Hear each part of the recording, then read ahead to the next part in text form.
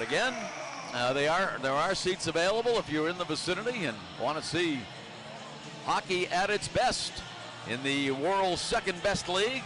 Yeah, I think it's going to be a big walk-up crowd tonight, too, and I think some fans are still late getting here with the early start at 6 o'clock as opposed to normal 7 o'clock. I knew it threw off my pregame ritual a little bit. I know, it did. I got thrown off. I said, oh, it's 4 o'clock already. I better get going. J.F. Berube defending the goal off to my left. Backed up tonight by Steve Mastelers out of UMass Amherst. And Jacob Markstrom, who's been one of the big stories in these Calder Cup playoffs, in goal for the Utica Comets. Most importantly, Michael Mersch at the left wing for the Manchester Monarchs to start it off. Off the faceoff, Sanguinetti with it. Sends it right in on Berube and forced to make the save right away as he turned aside a long shot by Sanguinetti, former member of the Hartford Wolfpack. Playing away, O'Neill with it. Gains the line. Has it knocked away, taken now by Bodnarchuk. Bods rattles it around the wall on the near side. Puck loose along the right wing wall. Conacher pokes it into the neutral zone. On it now, Colin Miller. Slides it across ice. Miller with it in the neutral zone. A big key here for the Monarchs, not feeling it out. They need to dictate the tempo early on in this contest. Now giving chase, Kempe, his shot, a save. Yeah, a good shot by Kempe as he tried to put it in between the goaltender and the post.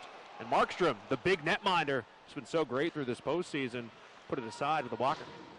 Now off the end wall, Shore throws it in front, and it's knocked out of the way by Peter Anderson. Kept in at the line by the Monarchs. O'Brien with his drive, and the goaltender Markstrom got a piece of it with the glove, and it deflected off the netting out of play. Yeah, really good pressure for the Manchester Monarchs. That was a really quality shift. Those guys look like they're going to stay out there.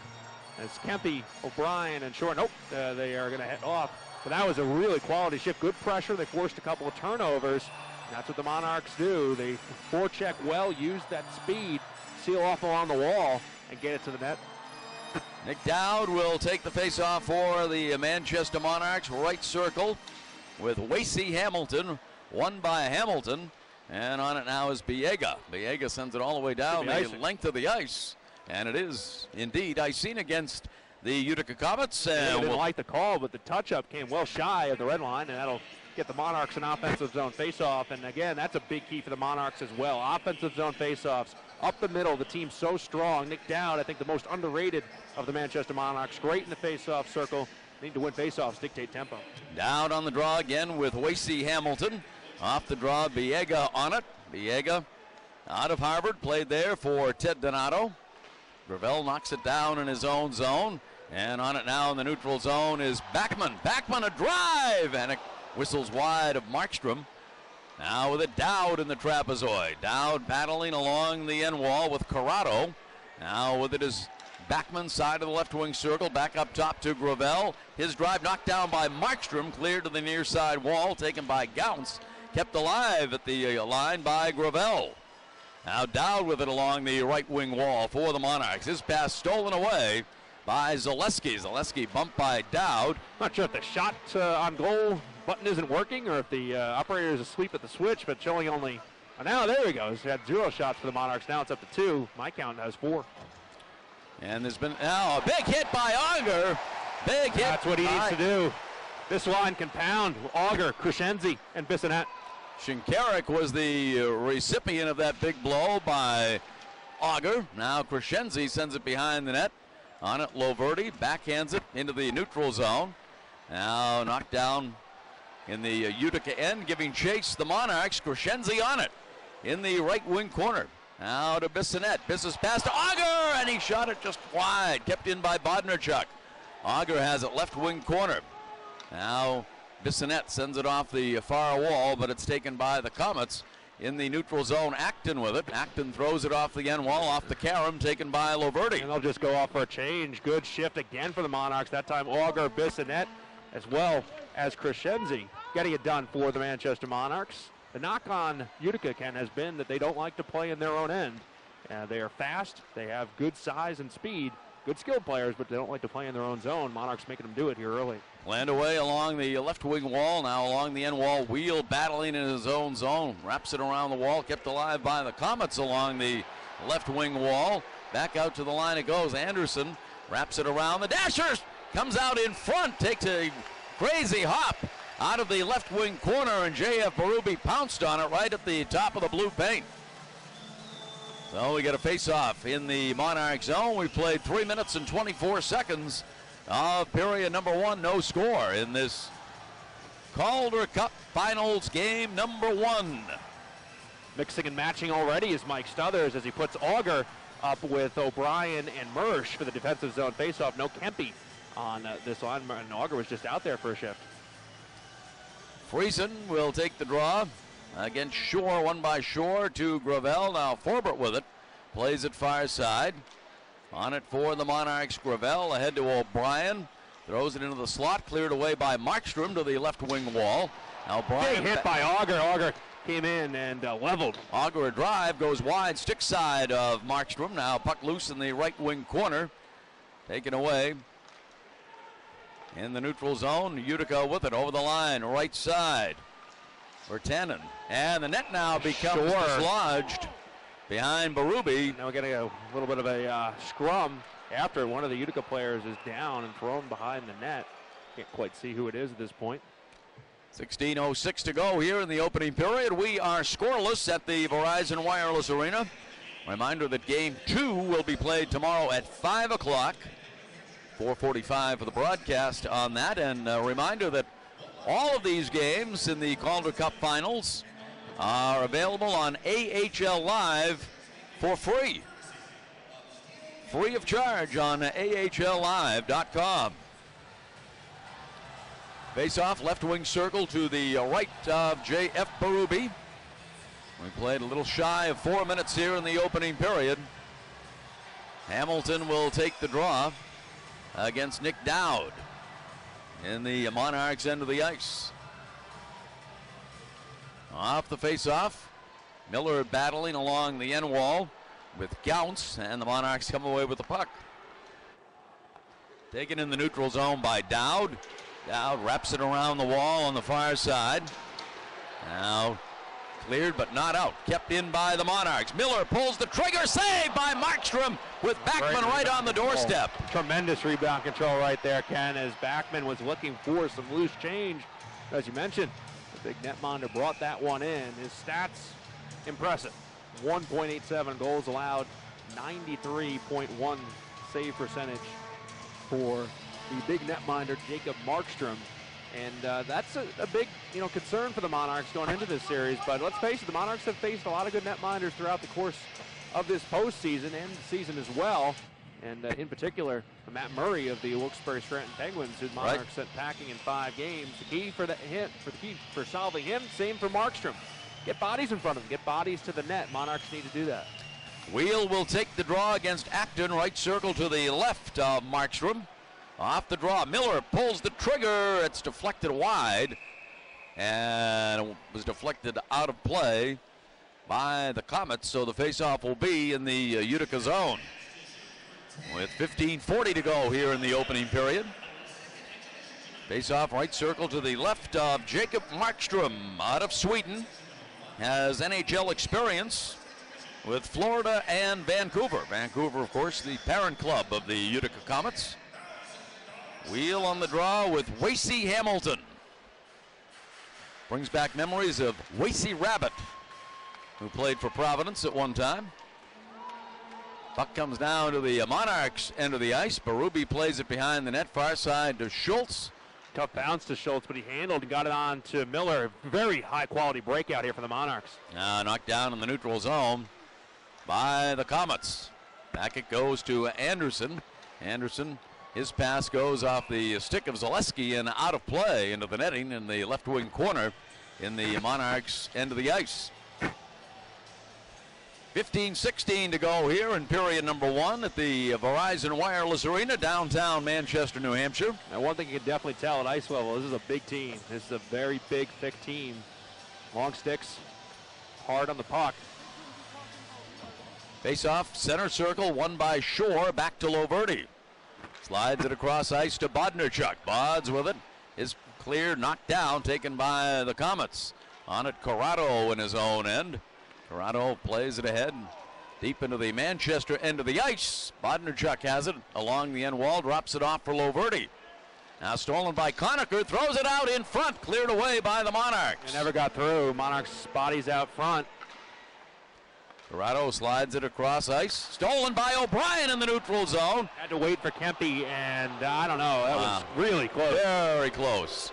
And you can tell Kempe with was the inside fans. oh, sorry, Ken. Kempe was inside the zone, and O'Brien tried to take a diagonal route into the offensive zone despite having some speed because Kempe did not clear the zone. They call him offside.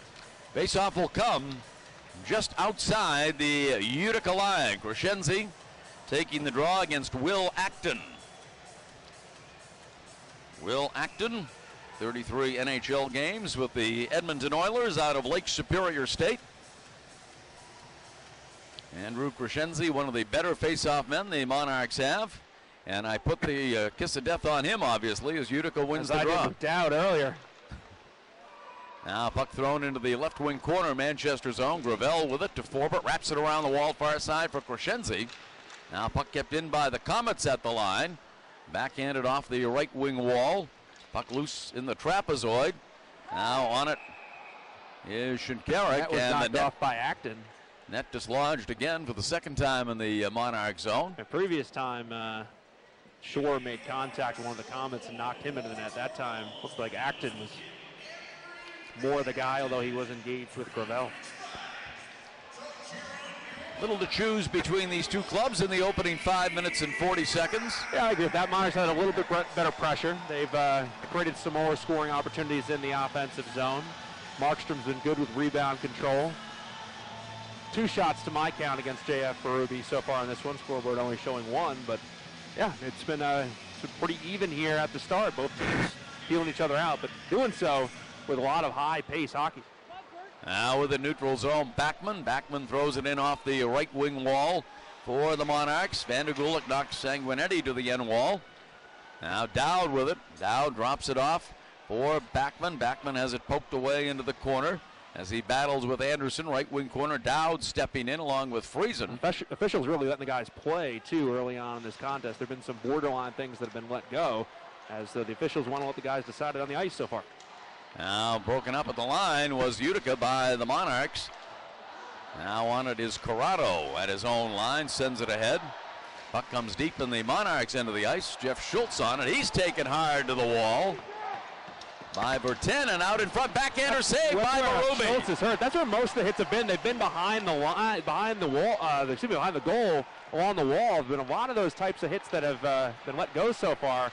So they've gotten a little more vicious. Baertschi throws it out in front. Quick shot by Friesen. A save by Berube, and now Friesen goes after Colin Miller. Right after Berube made the stop. That's the danger, though, Ken, with letting those types of plays go, where you have a situation where the hits get a little more intense. And that time, that was pretty vicious one on Jeff Schultz.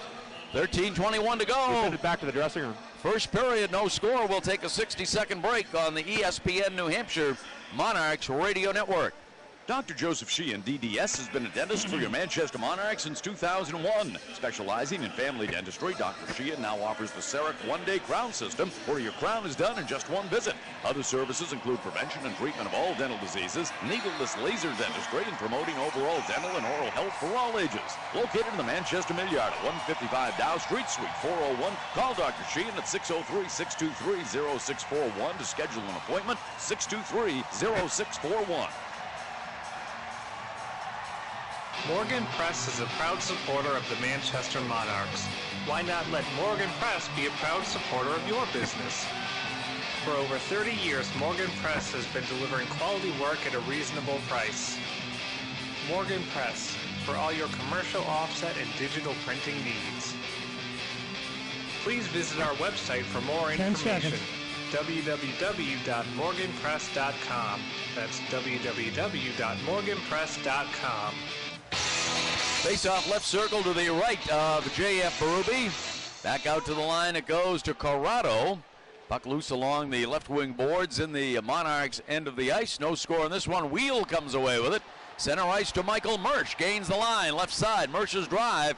Knocked away by Markstrom. O'Neill to Wheel. Wheel along the end wall. Sends it far side. Grenier takes it away, side of the left wing circle as they battle for it there in the Utica zone. Now Wheel up with it. Wheel on the backhand of the trapezoid. Wheel has it right wing side in the corner. Now Wheel drops it back to Brian O'Neill.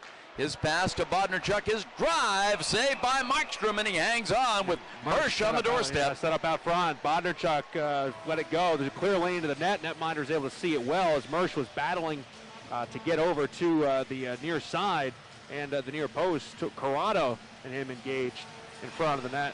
And now we're going to have a penalty called. Conacher is saying that he got slashed.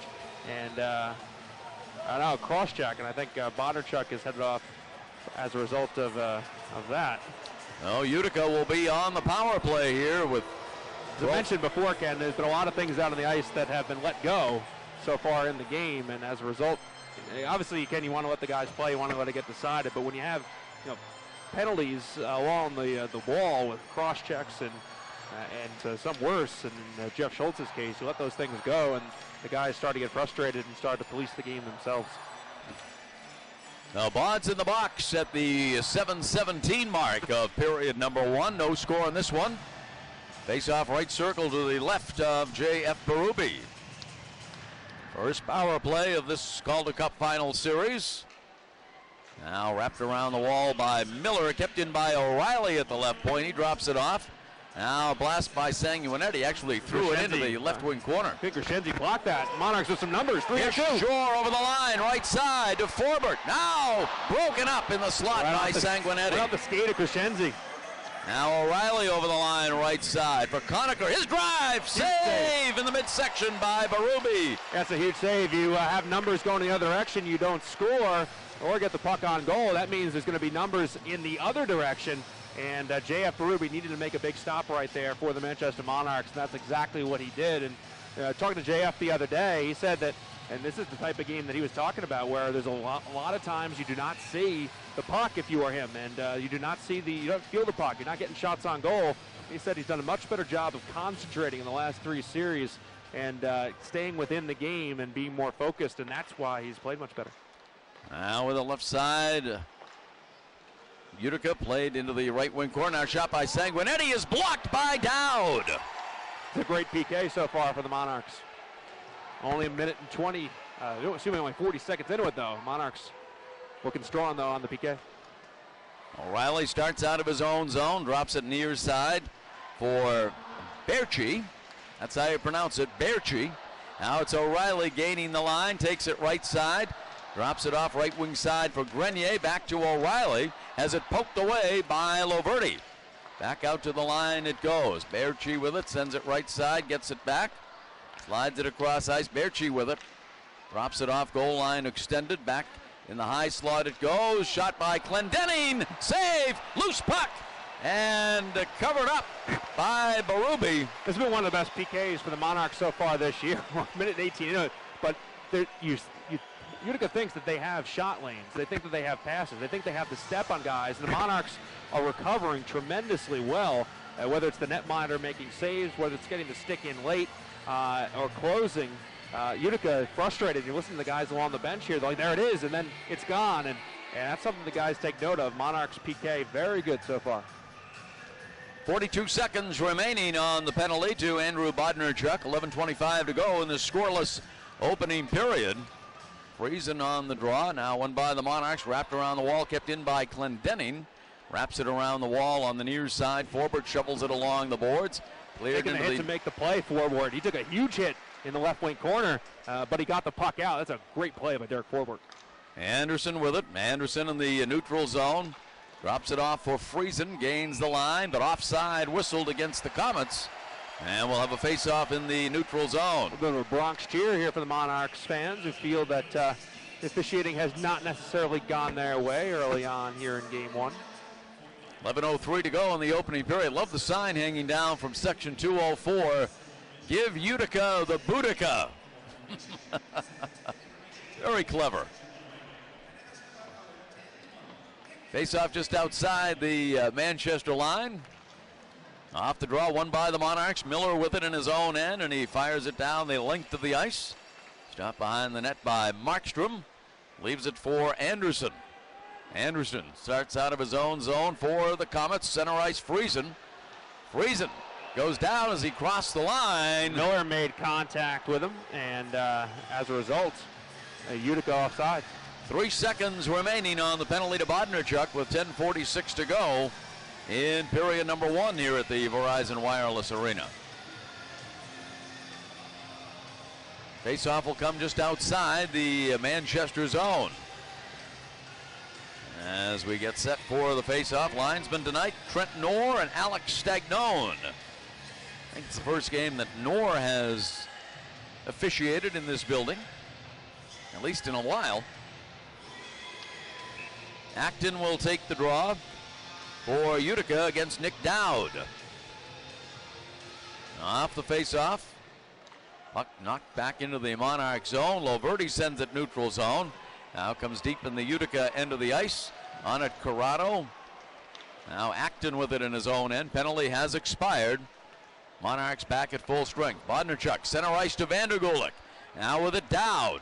Dowd gains the line. His pass knocked down to the slot. Vandergulik with it. His shot saved. Markstrom. Shot by Dowd. Save. Back out to Loverty in the high slot. He lets it go. Knocked down in front. And cleared into the neutral zone by the Comets. Now Loverty going at it with Shinkarik.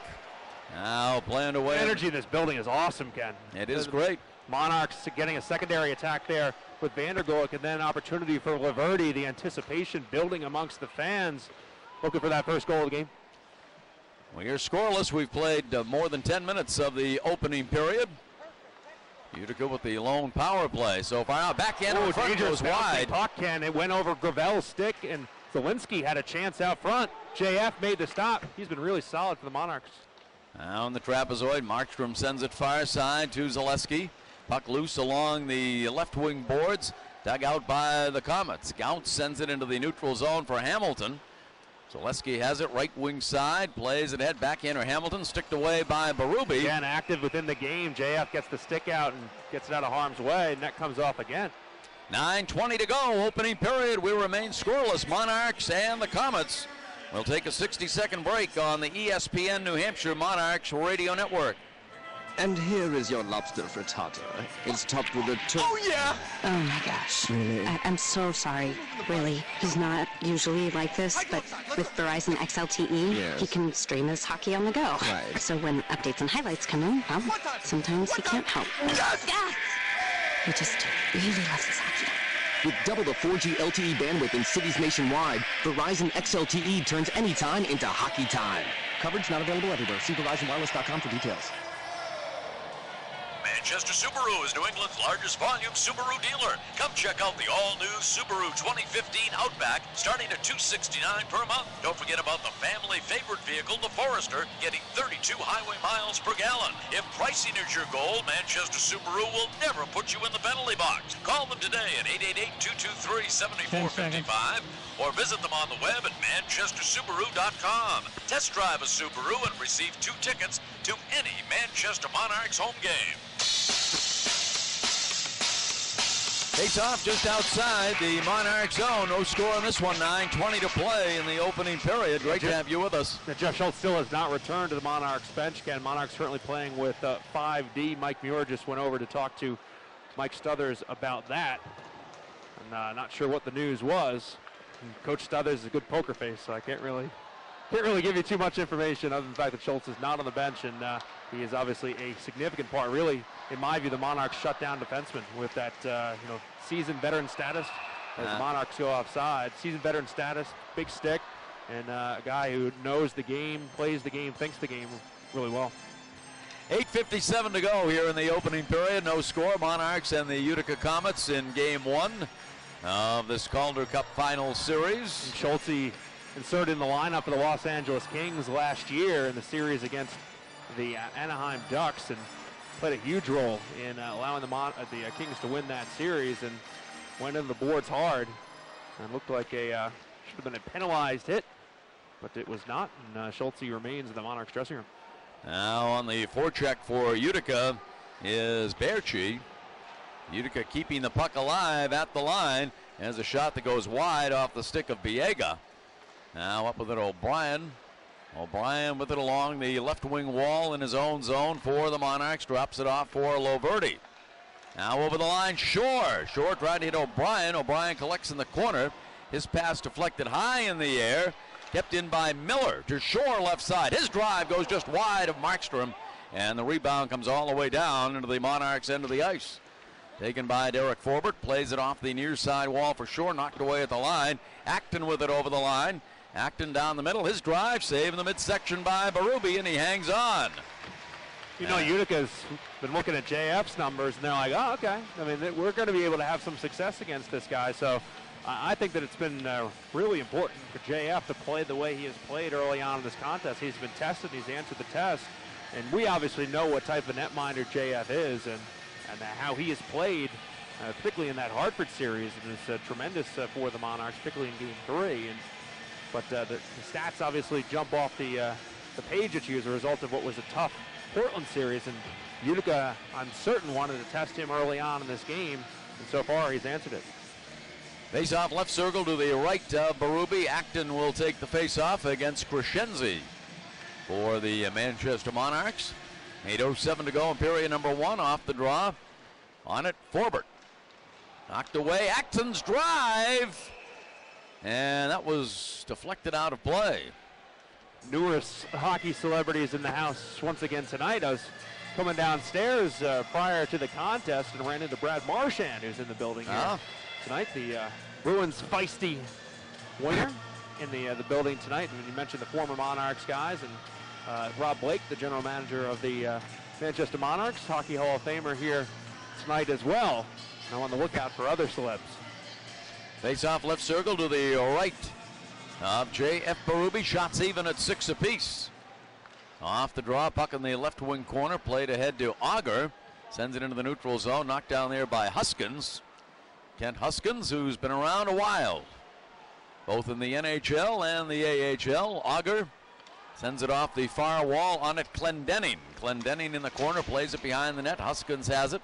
He drops it off for Acton. Now knocked down in the neutral zone by Loverty. Loverty has it in his own end. Being taken down. And we're going to get a penalty coming up here. Eric Koharski with the right hand up. First power play of the Monarchs coming up. Monarchs chance to build a rush here. But some miscommunication in the D zone has them pinned in.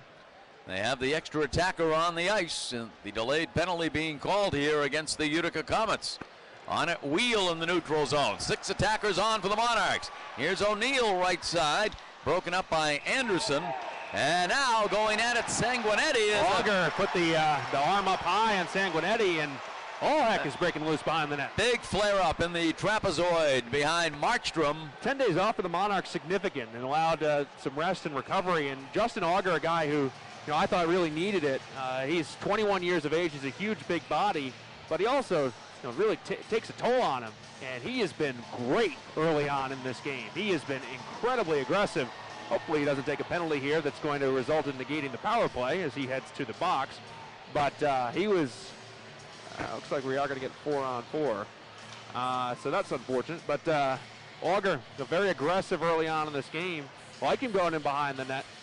He takes a penalty in that instance. It's the second time the Monarchs have been engaged with the Utica Comets and have been the lone recipient of a penalty. Obviously Auger behind the net, flare up there, meeting a guy for a hit. He goes off. Another Sanguinetti is off now as well. So good. Yeah. That'll even it up. Shinkarik and Sanguinetti both off for Utica.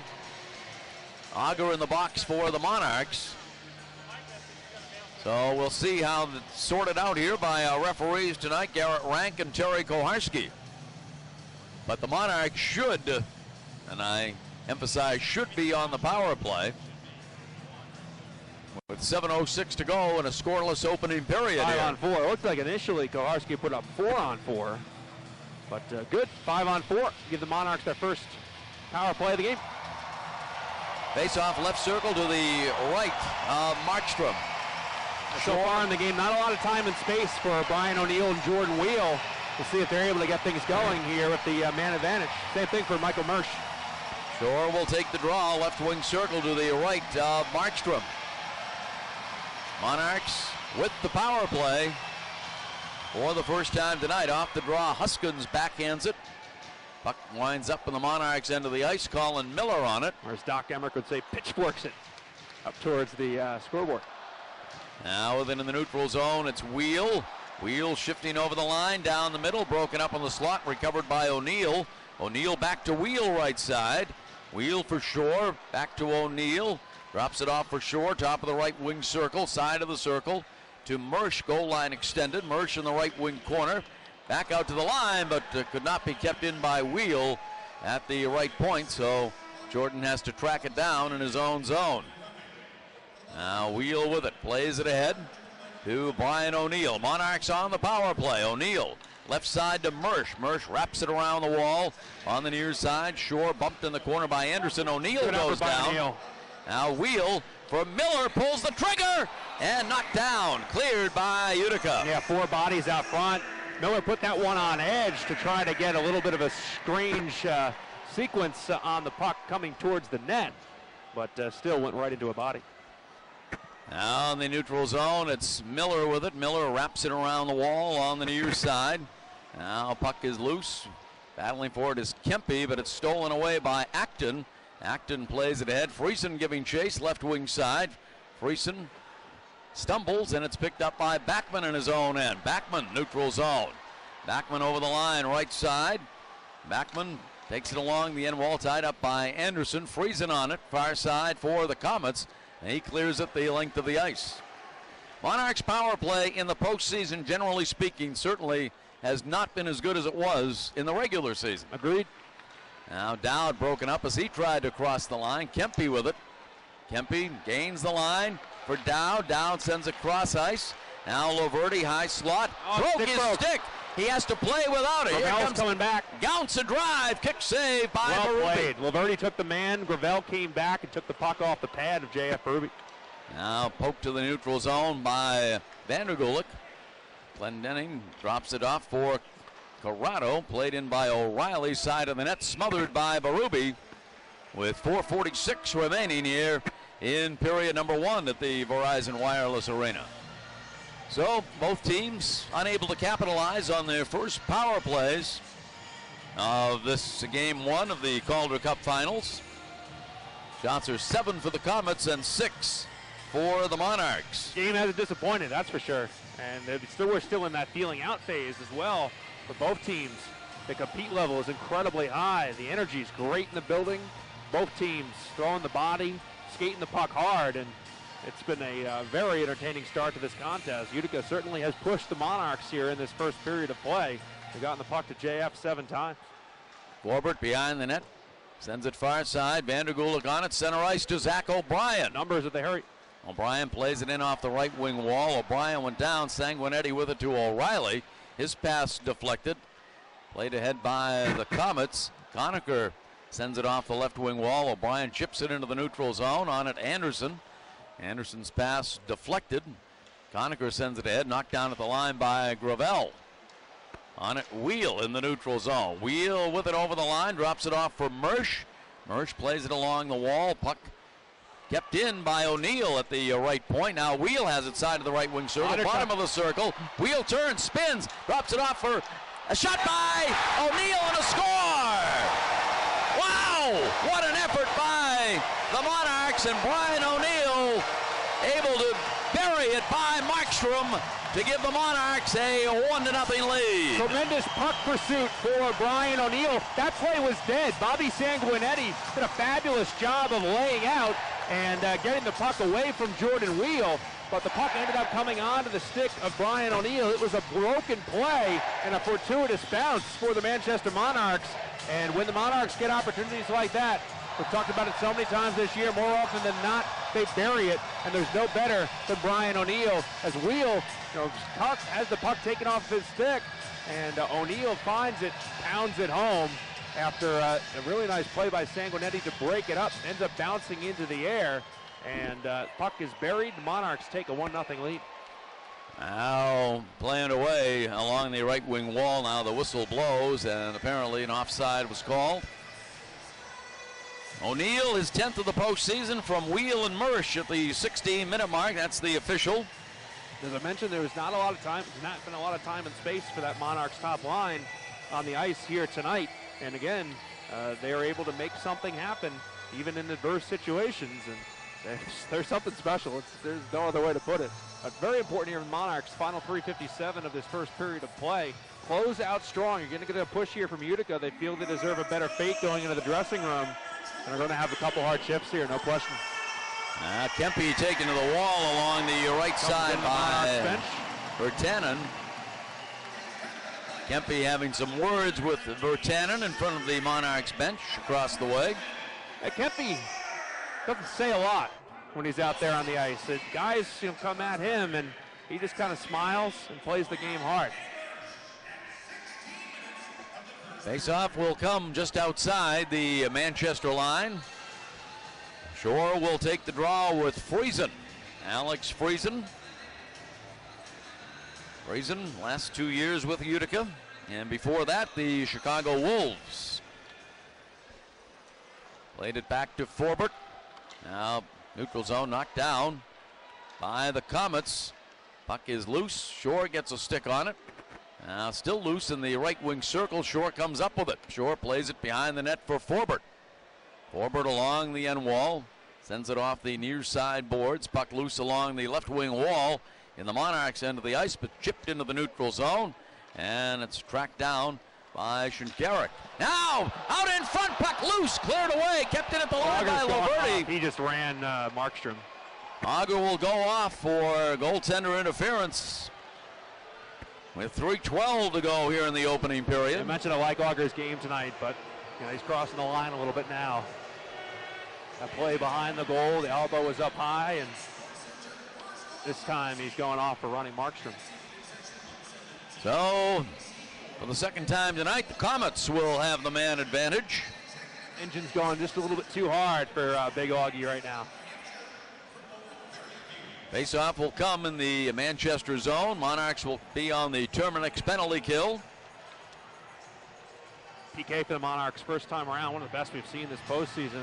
They were very aggressive, cutting down shot lanes and angles. See what they do this time. Now Utica with it. Center point, Sanguinetti plays it left side to O'Reilly. O'Reilly plays it goal line extended. And out in front, shot and a score. Beautiful setup. Not much the Monarchs could do right there. And the Comets have tied things up as Berchi gets the equalizer. 13 seconds into the power play. And Monarchs sticks down there trying to cut down that cross-ice pass, but they could not. They came tape to tape. Beautiful feed as threading the needle was Grenier. Through the Monarchs sticks in the slot area. Puck buried, and we got a brand new hockey game. Berchi will get the goal. He had a hat trick in the Grand Rapids series. 17:01 the time of the goal, and Grenier will get the lead assist on that. Pretty setup by Grenier to Berchi. Now we have a new hockey game on the power play goal by the Comets. Now over the line. Utica with it. Pass goes behind Shinkaruk. Taken by Gravel. Wraps it around the wall far side. Puck loose in the neutral zone. Kicked ahead by Vandergulik, but stolen by Acton over the line. Now left wing side. Clearly offside. DeFazio's shot was knocked away by J.F. Berube, kept alive by the Comets. Now Dowd battling with DeFazio along the end wall. Puck loose along the left wing boards. Hamilton with it, throws it in front, knocked down by Forbert. Forbert clears it all the way down into the Utica end of the ice, gathered in by Biega. Alex Biega in the neutral zone. Biega backhands it ahead. Comes behind the net. Berube wraps it around the wall. Mersch tied up by Hamilton, but Mersch comes away with the puck, drops it off for Loverty. Right side, O'Neill over the line. Brian O'Neill, right wing circle. His pass broken up. Biega clears it all the way down into the Monarchs end of the ice. Won't go far enough for icing. Mersch on it. Plays it behind the net. Bodnarchuk has it. Bodnarchuk's pass knocked down along the right wing wall. Now puck loose in the left wing corner. Mersch sends it behind his own net. Bodnerchuk has it in the corner, sends it up the wall for Wheel. Now on it, Mersch in the neutral zone. Mersch over the line, drops it off for Wheel. Mersch left wing circle, saved by Markstrom at the far post. Now he chose the net, Ken. Markstrom came out at that angle. Mersch had nowhere to shoot, and ended up putting it into the midsection of the netminder hole to the face-off, to his right. Good active stick by O'Neill in the neutral zone for a turnover. Things moving the other direction for the Monarchs. 1:10 to go here in the opening period. We're tied at 1 apiece. Not much to choose between these two teams. Faceoff will come in the left wing circle to the right of Markstrom. Shore on the draw with O'Reilly. Now with it, O'Brien. Penalty coming up here on Utica. Monarchs, shot by Shore deflected. Shore battling to keep it alive. And now up with a Conacher, and the whistle blows, but the Monarchs will be going on the power play with 58 seconds remaining. Needs to be a high sticking call. It's going to send Viega off. As looks like he got the stick in on Shore when Shore was maneuvering in the slot area. Shoresy's really picked up his game, really particularly in that Eastern Conference Finals, and he's able to draw a penalty in that instance.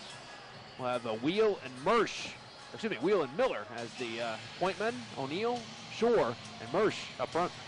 Shore will take the face-off with Acton, right circle to the left of Markstrom. 58 seconds to go in the opening period. 1-1 your score. O'Neill with his 10th of the postseason for the Manchester Monarchs. Berchi with his 5th for Utica. And now Shore gets kicked out of the circle. Wheel will take the draw. That's the good thing about having two centers out on the ice, and we'll see Mike Struthers do that a lot in these types of situations. Puck is loose, controlled by Corrado. That's one of the really, Mike Struthers does a lot of things really good, but that's one of the really good things that he does, is he makes sure in key situations you have two centers out on the ice, so you're not guaranteed to lose a faceoff. Monarchs starting it out of their own zone. Wheel sends it left side for O'Neill. Ahead to Shore, left circle. His drive saved by Markstrom. That might have grazed the post. That might have hit the post on the far side. Now Berube leaves it for Colin Miller. Miller behind his own net. Final 25 seconds of the opening period, tied at 1. Wheel with it, shifting over the line. Drops it off, kept in by Mersch at the line. Throws it off the left wing wall. Shore giving chase with Clendenny. Now O'Neill steps in along the end wall. Now puck loose, taken by the Comets in the neutral zone. Gauntz plays it far side to Hamilton. Hamilton goes down in the bottom of the right wing circle. What shot a play. Knocked away. What a play by Hamilton as Miller tried to clean him up on the board, but he got the pass across. Tremendous play. We come to the end of the opening period here at the Verizon Wireless Arena. The Monarchs will have 1:03 remaining on the power play with Alex Viega in the penalty box for the Utica Comets when we start period number 2, but little to choose in period 1 between these two teams, the two conference champs, the Monarchs and the Utica Comets. Shots 10 for the Monarchs and 8 for Utica in the opening 20 minutes. Chris Ryan standing by down below, and momentarily he'll be chatting with a member of the Manchester Monarchs. So, Chris, take it away. Yeah, thank you very much, Ken. Joined by Sean Backman after a really strong first period. Both teams skating hard, aggressive, really good hockey out there. What were your takeaways for the first? Yeah, I thought a little nervous energy from both teams. A couple mistakes there, but for the most part, yeah, both teams skating hard, putting pucks on net. It was a good first. Yeah, you're absolutely right about the nervous energy. The building is electric tonight, and obviously both of these teams want the Calder Cup in a significant way. How do you try to harness that energy and use it in a positive way? Well, that's why we work hard for home ice. You know, we have a good crowd here tonight. We're going to use it to our advantage. Try to take that energy they give us and put it into our game. It seems like this Monarchs team, when you guys need to capitalize, when there's an opportunity presented to you, you make the most of it. And that seems like what Brian O'Neill did there. Broken play. Wheel tries to cut towards the net. Nice play by Sanguinetti to break it up. And Brian O'Neill, perhaps more than any guy on this team, when he's given an opportunity, he buries the puck. Yeah, it's a good play there by Wheel with the patience. Puck gets to the net there, and Oney's a guy that scores goals for us, and he's going to be hanging around the net. and he put that one home. It was a big goal for us. Thanks off. Thanks. All right, Monarchs coach Sean Backman, Ken joining us here in between periods. Monarchs and the Comets, game 1. Calder Cup Finals, tied 1 apiece. All right, Chris, thank you very much, and thanks to Sean Backman for joining us here between periods 1 and 2 of Calder Cup Finals game number 1 at the Verizon Wireless Arena. We'll take a 2-minute break and be back with more 1-1 your score on the ESPN New Hampshire Monarchs Radio Network. Last year, Bud Light filled the town with people who were up for whatever, like doing karaoke with me, Lil Jon. Gary was there. Remember that, Gary? Yeah. Yeah. Well, they're doing it again. What? Bud Light is doing another Whatever USA. Okay. But in a new location. What? With all new events. What? Just submit a 15-second video. What? A 15-second video telling Bud Light why you should go. Okay, Gary? Okay. Gary? Got me? Okay. If you're up for Whatever USA, submit your 15-second video with hashtag up for whatever and hashtag audition for a chance to go. Bud Light, the perfect beer for whatever happens. Bud Light Whatever USA video contest open to U.S. residents 21 and over. No purchase necessary. Ends May 25th, 2015. Visit upforwhatever.com for official rules, entry, prizes, and details. Void where prohibited. Enjoy responsibly. Bud Light Beer, Anheuser-Busch, St. Louis, Missouri. What? Imagine a new model for healthcare where no one has to face cancer alone, where patients are the center of a comprehensive cancer-fighting team. It's happening here in New England. Imagine doctors armed with the latest technology and treatment options, I'm sorry. and working with you as a partner in all your treatment decisions. Learn more about Dartmouth-Hitchcock's Norris Cotton Cancer Center at cancer.dartmouth.edu. Dartmouth. Hello? Checking air travel options? Check Manchester Boston Regional Airport first. Check MHT for easy access, affordable on-site parking, free Wi-Fi, and access to the Centrix Bank Business Center. Check MHT for non-stop ship service to Atlanta, Baltimore, Washington, Charlotte, Chicago, New York, Orlando, Philadelphia, Tampa, Washington National, and more. The next time your plans call for air travel, remember to check Manchester Boston Regional Airport first. Buy local, fly MHT. Stand by. Welcome back to the Verizon Wireless Arena. We are between periods 1 and 2. Game number 1 of the Calder Cup Finals. Monarchs and the Utica Comets tied at 1 apiece. Brian O'Neill putting the Monarchs on top at the 16-minute mark, set up by Michael Mersch and Jordan Wheel.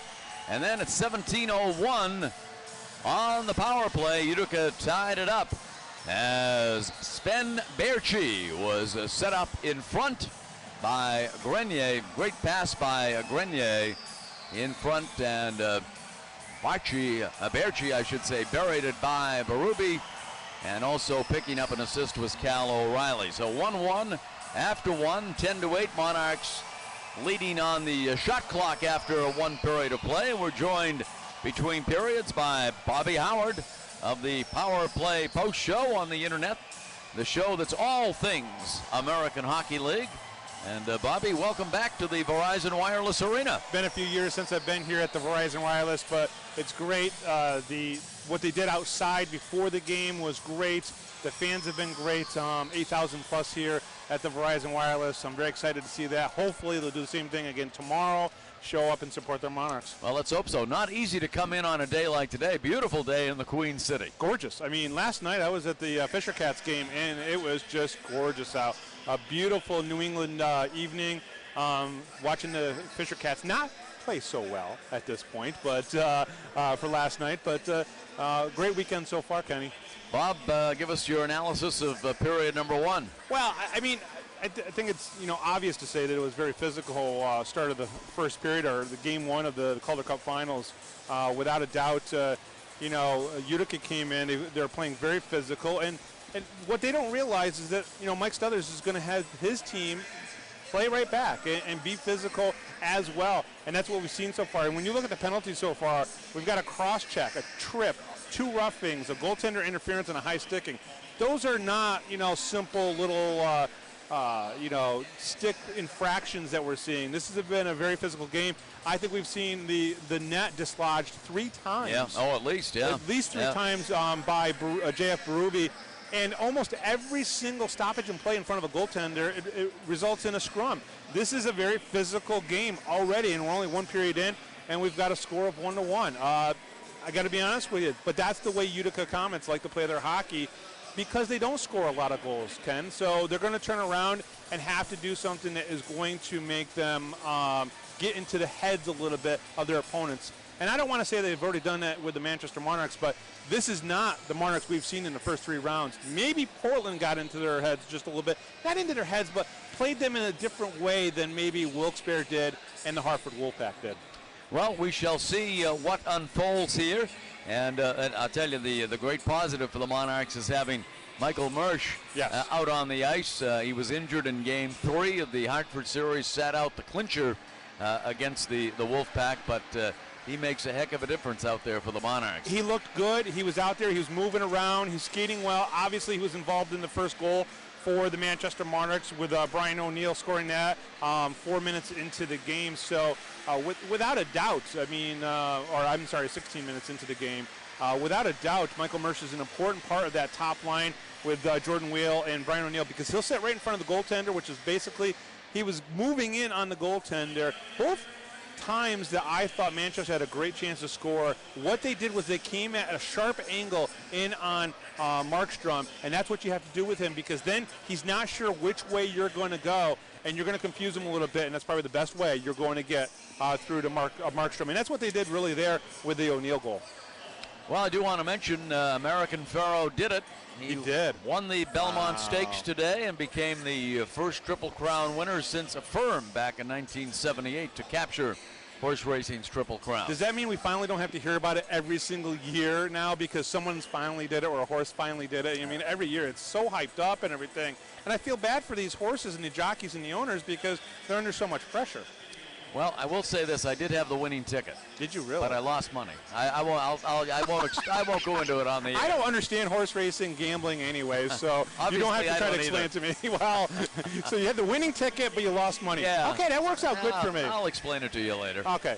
You're listening to Monarchs Playoff Hockey right here on the mighty 1590 WSMN Nashua. Great to have you with us, whether you're listening on WSMN 1590 in Nashua, or WSMNradio.com, or AHLlive.com, as you can pick that up free on the internet. So a great way to join us, and I know some of the games are going to be on Sirius Satellite Radio as well. Without a doubt, if there's not an NHL Stanley Cup game going on at the same time, they will actually run whoever the home team, I believe, is. I believe that's how it works.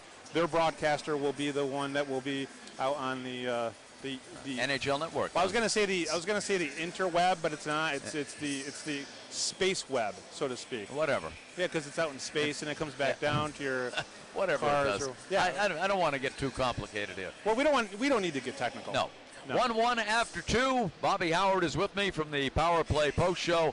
We will take a break and continue with Monarchs Playoff Hockey right here on the ESPN New Hampshire Monarchs Radio Network.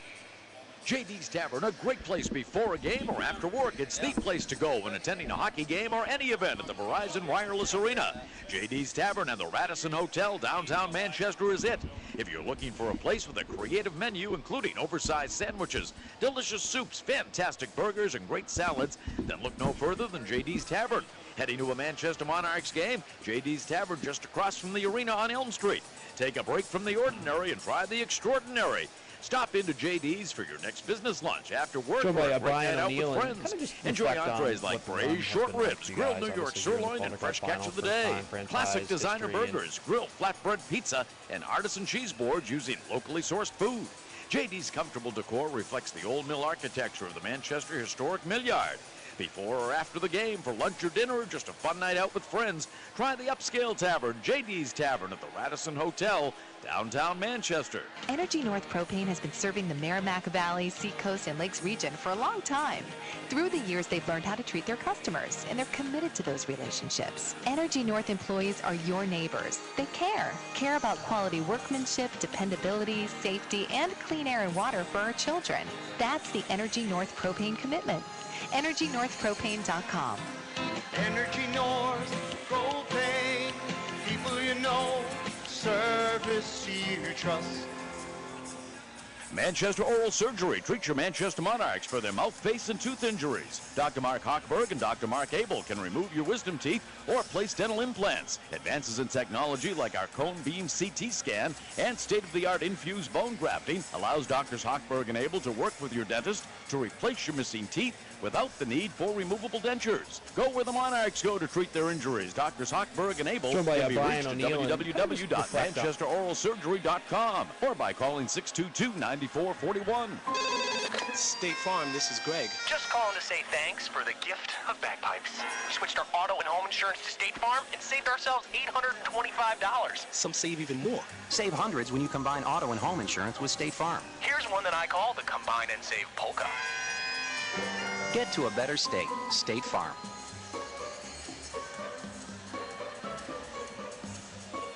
Average household savings based on 2012 National Survey of new policyholders who reported savings by switching to State Farm. All yours. Welcome back to the Verizon Wireless Arena. We're between periods 1 and 2. Monarchs and the Comets tied at 1 apiece in Game 1 of the Calder Cup Finals. And Game 2 will be played tomorrow night at 5 o'clock. Bobby Howard with us from the Power Play Post Show. And Bobby, before we get to a recorded interview with Brian O'Neill, tell the folks how they can get the Power Play Post Show on the internet. Obviously, you can go to www.pppshow.net and obviously go there, or just go to Google and type in Power Play Post Show or my name, Bob Howard, and it will come up, I guarantee you, of that. And Ken, thank you very much. I'll see you in the second intermission. Yes, you will. We'll talk a little bit more about this game and see if it continues to stay feisty. I think the key to this, adjustments. We'll see what adjustments either team makes. And let's go to Brian O'Neill. All right, Chris Ryan in a pre-recorded interview with Brian O'Neill. Joined by Brian O'Neill, and kind of just reflect on what the run has been like for you guys, obviously here in the Calder Cup Finals, first time franchise history, and reflect on how you guys to the reasons for the success you guys have enjoyed in the postseason. Yeah, for sure. I think it started off with the first round, facing some adversity that, you know, we didn't think we were going to face, obviously, up 2-0. We know it was going to be a tough series, but, I mean, that was a really tough fifth game, and we were up 3-0, and then they came back and tied it up before the third period. So I think going through an experience like that definitely helped us, and I think it carried us through the second round, which is a really tough series. And then Hartford was playing really well, and we were fortunate enough to get by them in 4 games. So I think facing some adversity early is always beneficial to a team, especially a young team that doesn't have a whole lot of experience. So I think that would probably be the stepping stone for us. It seems that the storyline around this Utica team is very similar to Wilkes-Barre with their netminder, and we heard about Murray and how good he was, and we learned early on in that game 1, if you get bodies to the net, you don't allow him to see the puck, and the puck gets through him. Does that help you with Markstrom too, in particular this Utica team being such an unknown for you guys, and the fact that you haven't seen how you match up with them on the ice, the fact that you can get to goaltenders? Yeah, I think obviously that gives us some confidence that we got some pucks past Murray and the goalies that we've played thus far in the playoffs. So I think the biggest thing for us is with a big goalie that's good like that, it's going to help us simplify our game. We're going to know that we're not going to be, wasting opportunities. We're going to get pucks to the net. We're going to get people to the net. So if anything, that might be beneficial to us to make sure that we're in the right mindset, getting traffic to the net, getting pucks to the net, getting bodies to the net. So I think that'll help us in the long run, and I think that'll help simplify our game. How do you manage, the unknown of Utica and kind of the intrigue of, hey, how are we going to match up with these guys versus how you've gotten to this point where, you know who you are, and most of the time the Monarchs have had success by dictating the play. Do you have to, scout them and get a feel for them, but also continue to do what you've done as opposed to let's get a feel for how they are and sit back a little bit, particularly early on in the game 1? Yeah, I think as a coaching staff, they've done a good job of giving us their tendencies and the big ones, and obviously you can't focus on too many of the minute details, but some guys are different. I mean, individually, I don't like to focus on too many things that they're doing. I like to just focus on what we're doing. Hopefully that's good enough, and all year it has been. So I think if we play the right way and not worry about what they're doing, I think everything will take care of itself. But everyone's different with that, and the coaching staff, they're going to lay it out for you. They're going to give you the scouting reports and how much you really focus on that. It's your individual preference, but everyone knows what's going on, and we know what they do, and they probably know what we do, obviously. So it's going to be a good series. For fans who are just joining the Monarchs bandwagon, or fans who are listening around the world and the country at this point, talk about some of the guys on this team that, they perhaps don't know. They've heard your name, the league MVP. They've heard Jordan Wheel's name because of what he's done, Michael Mersch's name, J.F. Berube, your netminder, Colin Miller. Talk about some of the guys who you think, a handful of guys that don't get the credit they deserve, but are, in terms of the sum of the parts of this team, are the reasons that you are where you are. Yeah, I think a guy like Sean Backman, he's a hard worker. He sets a tone. He's an older guy. He's been around the league for a while. He has that good puck to the net mentality that definitely rubs off on people. So a guy like that works hard.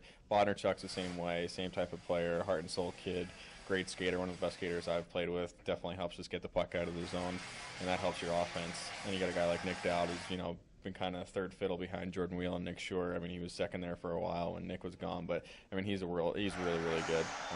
That is Brian O'Neill, who scored the first period goal for the Monarchs. We're tied at 1. Second period action coming up on the ESPN New Hampshire Monarchs Radio Network. How would you like to live in a historic opera block? Downtown Manchester living at its best, just steps from the theater, boutiques, and nightlife. Red Oak Apartment Homes can help you make the right move. Would you like to live in an apartment home that is pet-friendly? An apartment home that has a pool, clubhouse, and a gym? Then let Red Oak Apartment Homes help you make Sunset Ridge your new home. Or would a renovated loft in the historic St. George School be more your style? Discover Red Oak Apartment Homes today and start exploring the largest selection of affordable to luxury apartment homes in the state. Red Oak Apartment Homes has historical, urban to suburban, studios, lofts, 1 to 4 bedrooms, and many apartments with utilities included, starting at only $599 a month. Visit the Red Oak Apartment Homes website at www.redoakproperties.com for a full list of available apartment homes, and soon you'll be saying welcome home with Red Oak.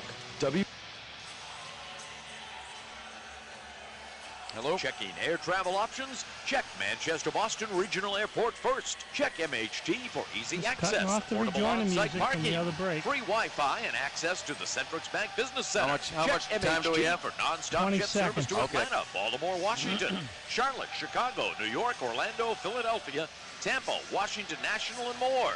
The next time your plans call for air travel, remember to check Manchester Boston Regional Airport first. Buy local, fly MHT. Second period just underway. Monarchs on the power play for another 53 seconds in this 1-1 tie. Now O'Neill giving chase, left wing side. O'Neill has it along the left wing wall, back out to Wheel. Wheel shovels along the boards. Puck loose on the far side. Gounce on it, able to clear it into the neutral zone. Now with it, Brian O'Neill, center circle, drops it off for Jordan Wheel. Wheel over the line, right side. Wheel, right wing circle, stop, shoots, and it hit the post. I think I heard the iron up here. Now, puck has to Shore. Shore has it go off his stick and cleared by the Comets the length of the ice. Time winding down, 15 seconds remaining on the penalty to Biega. Now with it over the line, Miller, his shot blocked. Now puck sent all the way down the length of the ice, and that's going to do it for the penalty on Biega. And the Monarchs cannot capitalize on the power play. 1-1 early second period here in Manchester. Now up with the puck for Utica is Anderson. Anderson plays it left side off the stick of his teammate on the far side, Acton, now taken by Bodnerchuk. Bodnerchuk shovels it ahead along the near side wall. Kept in at the line by Corey Conacher. Conacher's pass went along the edge of the glass right up near the netting. O'Brien has it. He's hit along the left wing wall. Puck is loose, left wing corner in the Monarch zone. Now Backman comes up with it. Sean Backman in the neutral zone. Backman throws it off the end wall in the Utica end of the ice, taken by the Comets. Conacher able to send it deep in the Monarchs end of the ice. Forbert slides it across ice. Forbert has it back for the Monarchs. Forbert in the neutral zone.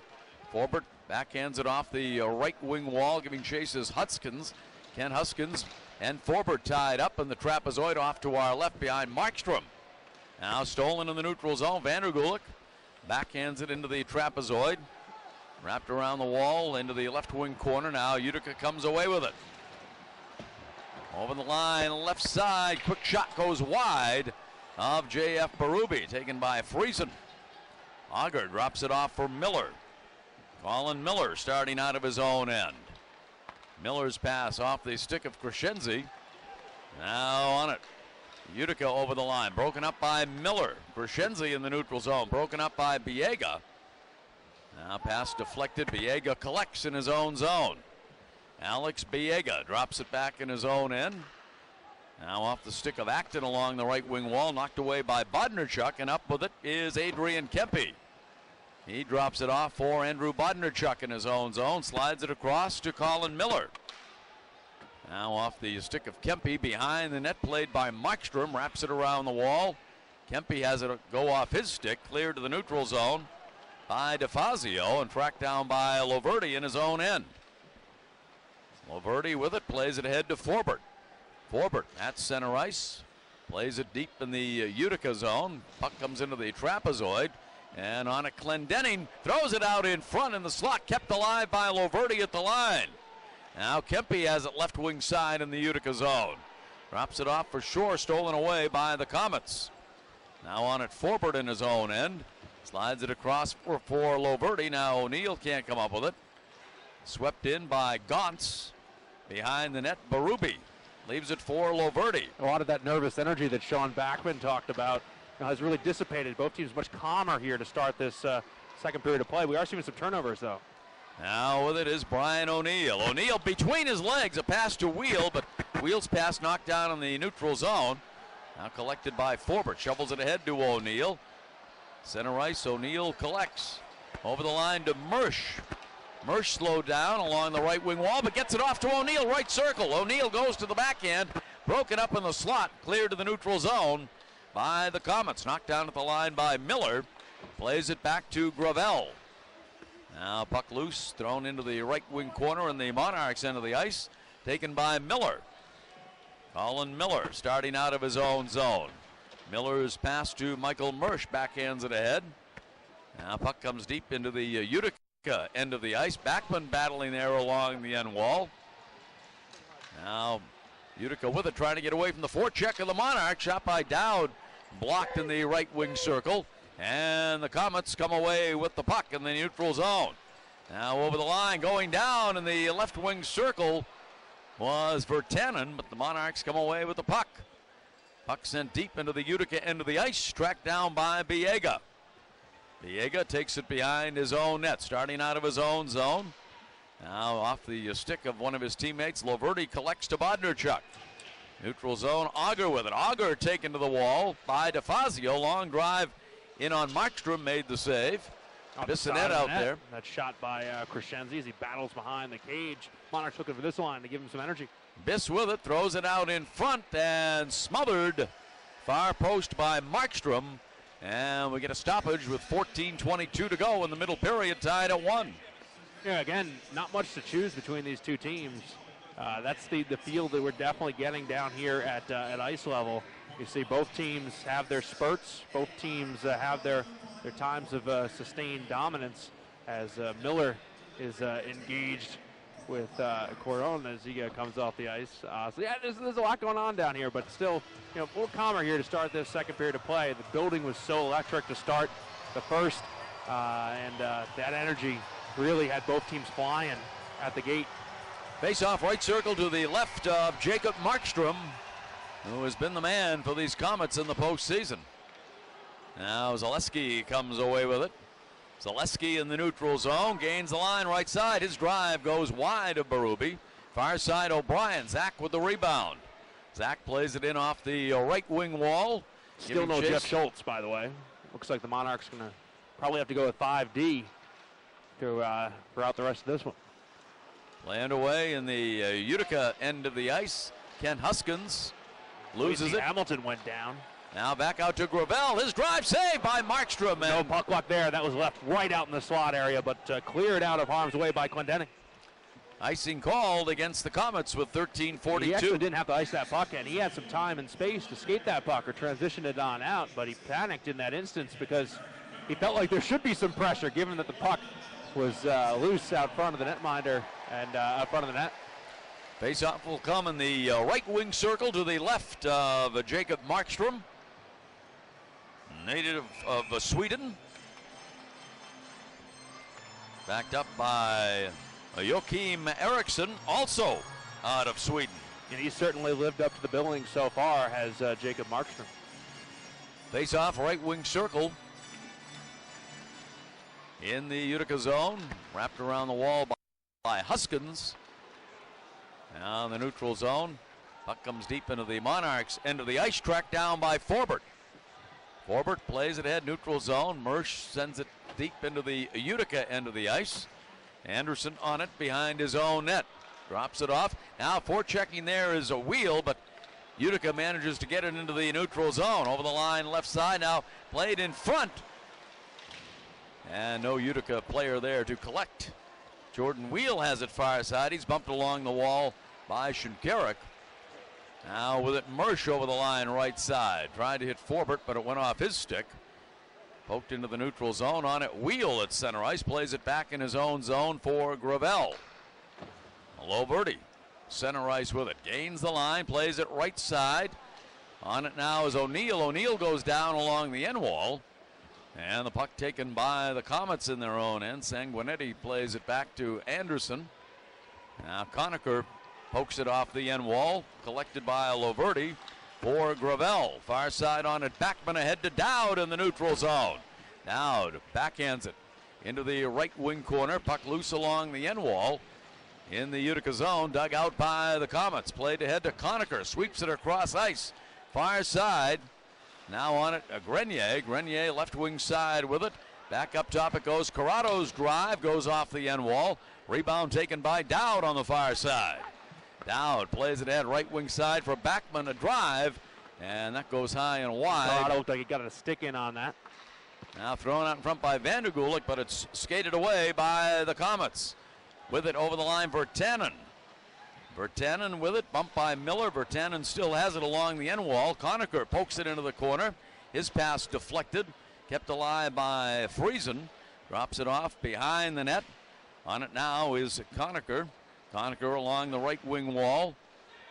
Drops it off for Virtanen. Virtanen plays it into the corner. Friesen there battling with Bodnarchuk. Friesen with it. Back up top it goes. Shot goes wide. Now with it, Vandergulik plays it near side for Bodnarchuk. Bods has it. Bods sends it neutral zone. Knocked down by Kent Huskins. And poked ahead into the neutral zone by Clendenning. Good puck pursuit there by O'Brien. Monarchs need to get back.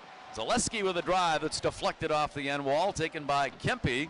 Kempe pokes it away from Verchai. Still on the puck. Kempe stays with it. Now with it, Kempe. Kempe right side. Kempe throws it out in front. Kempe gets it back. Left wing circle. Back it goes to Gravel for a drive that's knocked down. Really nice setup. There have been far and few between here in the second period. Not a lot of scoring opportunities, but a great block there by Wasey Hamilton as he got in the way of the shot from Gravel. Now with it, Loverty. Loverty sends it far side to Shore to Gravel. Now Kempe plays it behind the net. Markstrom sends it around the wall for Viega.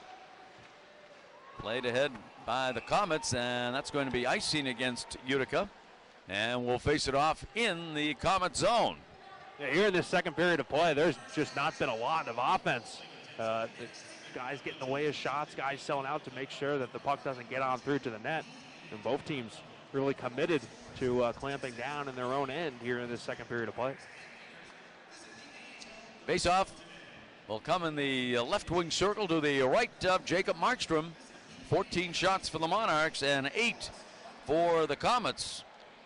Monarchs with 4 shots in this period to 0 for Utica. Off the draw, control by the Comets. Played in off the right wing wall. Forbert knocks it away. Center ice on it. Dowd. Dowd over the line, left side. Dowd, left wing circle, the drive. Save. Markstrom, rebound. Dowd in the corner. Dowd battling along the left wing wall to keep it alive for the Monarchs. Stolen away by Utica.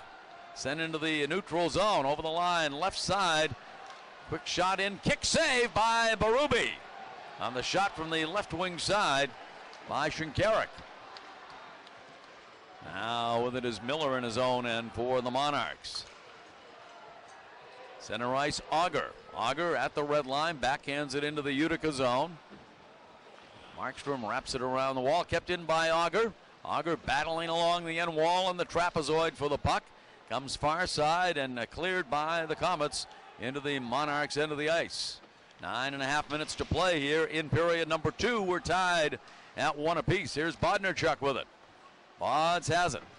Plays it ahead. Swept in by Crescenzi. Crescenzi gets his own pass. Crescenzi wraps it around the wall. Far side. Bissonette back out to the line to Loverty. Biss has it. Right side. Throws it in front. Saved by Markstrom. Now loose puck near side, kept in by Bodnarchuk. Bods plays it left side, quick shot by Bissonette, and a save by Markstrom, and he hangs on.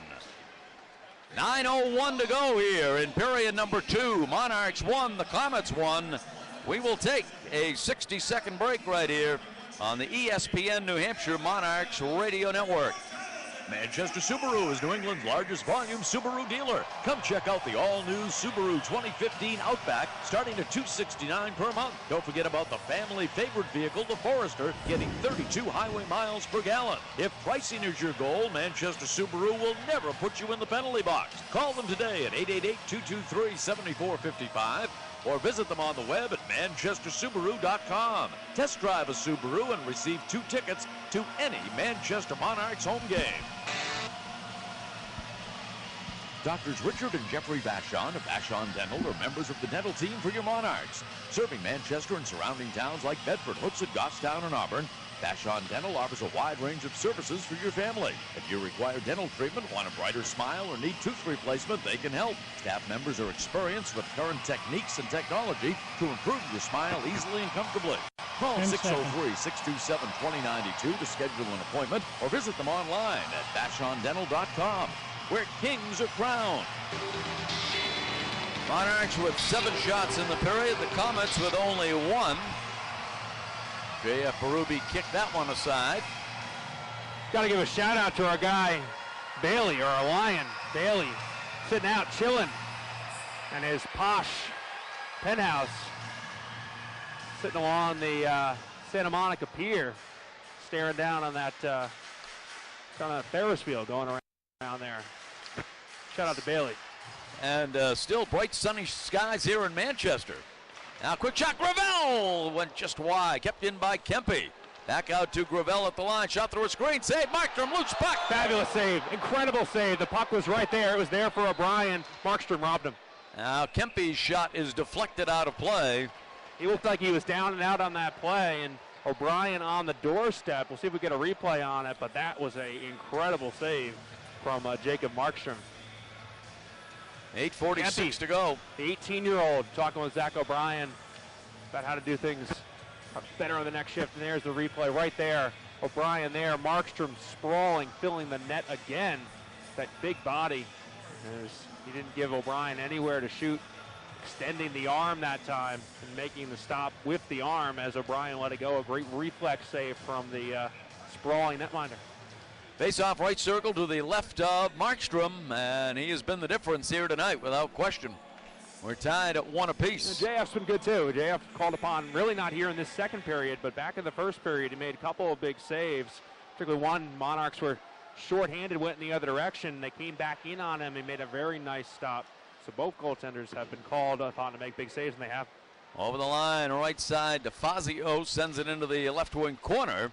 Now battling for it and kept alive by the Comets. DeFazio has it on the backhand. His shot knocked down. Puck is loose far side on its shore.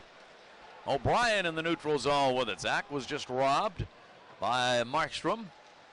Now puck loose in the trapezoid. Loose in the corner now. Zaleski has it poked away by Kempe. Back out to Bodnarchuk. Saved by Markstrom. Looked like that may have redirected. It came through and hit the left pad. He looked like he was expecting it more up high. Biega with a shot that's deflected into the right wing corner. Had that go off the skate as Biega put it out front. Zaleski couldn't control the puck and ended up putting it into the area behind the net. Now with it, Miller behind his own net. Colin Miller has it. Sends it far side to Mersch. Mersch right in front of the Utica bench to Wheel. Wheel sends it deep into the Utica zone. On it, Hamilton bumped by O'Neill along the end wall. Wheel battles along the wall. Now O'Neill passing the slot. Loverty keeps it alive. Left side to O'Neill. His pass is deflected into the neutral zone. Taken by Gravel. Game has definitely calmed down here in the second period of play. It's much more workmanlike, more focused. Wheel with some nifty moves through the neutral zone. Blue line. Now Mersch in front. Got a stick on it, but poked it wide. Mersch back out to Loverty for a blast, and that's deflected wide. Puck is loose along the wall. Mersch battling for it. How about that, Mike Mersch winning a big puck battle. Now thrown out front off the stick of Dowd. Dowd couldn't control. Now he has it right wing side, just inside the line. Drops it off for Loverty, slides it across to Gravel. Throws it off the end wall. Backman throws it in front, but it's stolen away by Grenier. Grenier to O'Reilly, who plays it slowly into the Monarchs' end of the ice. Puck is loose behind the net. Dowd on it for the Monarchs. Nick Dowd has it in the trapezoid, drops it off for Gravel, back to Dowd. Dowd at center ice, just over the red line. Sends it into the Utica zone. Sanguinetti on it. Bobby Sanguinetti sends it off the left wing wall. Tracked down by Colin Miller. Sends it far side to Auger, kept alive by Friesen. Now Sanguinetti battling, stolen away by Bissonnette. Bissonnette in the neutral zone. Biss sends it into the left wing corner. Auger there, Bissonnette behind the net. Gounce all over him. Biss goes down, gets right back up. Sanguinetti in the corner, bumped by Auger. And now the puck cleared by the Comets into the neutral zone, taken by Colin Miller. Miller in his own end for the Monarchs. And his pass deflected out of play on the far side. 5:43 to go. Second period. Monarchs 1, Comets 1. We will take a 60-second break right here on the ESPN New Hampshire Monarchs Radio Network.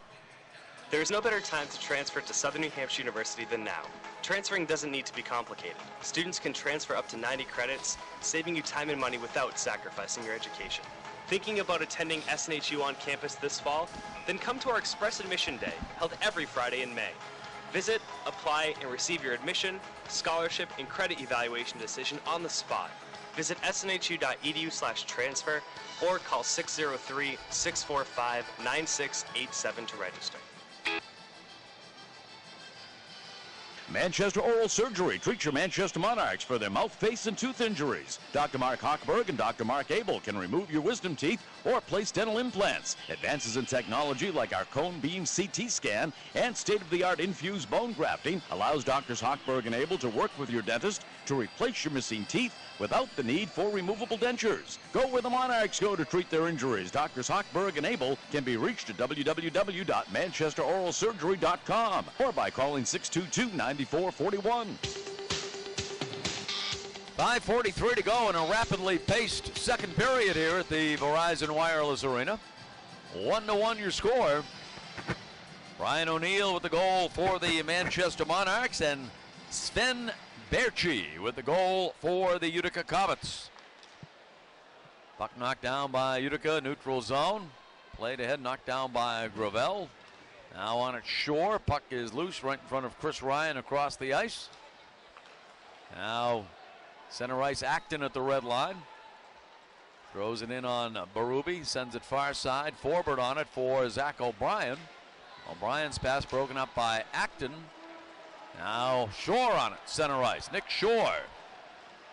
Shore shifting over the line. Kempe drops it off. Quick shot, save by Markstrom as O'Brien was set up. Fighting to get to that rebound. Penalty upcoming as Shore was held up as he tried to get to the rebound and get a shot away. Monarchs going on the PP. Bodnerchuk a drive, goes off the end wall. Zach O'Brien robbed for the second time in this period by Markstrom. Great effort by Shore fighting to get to that puck, and as a result, the tug will send off Biega.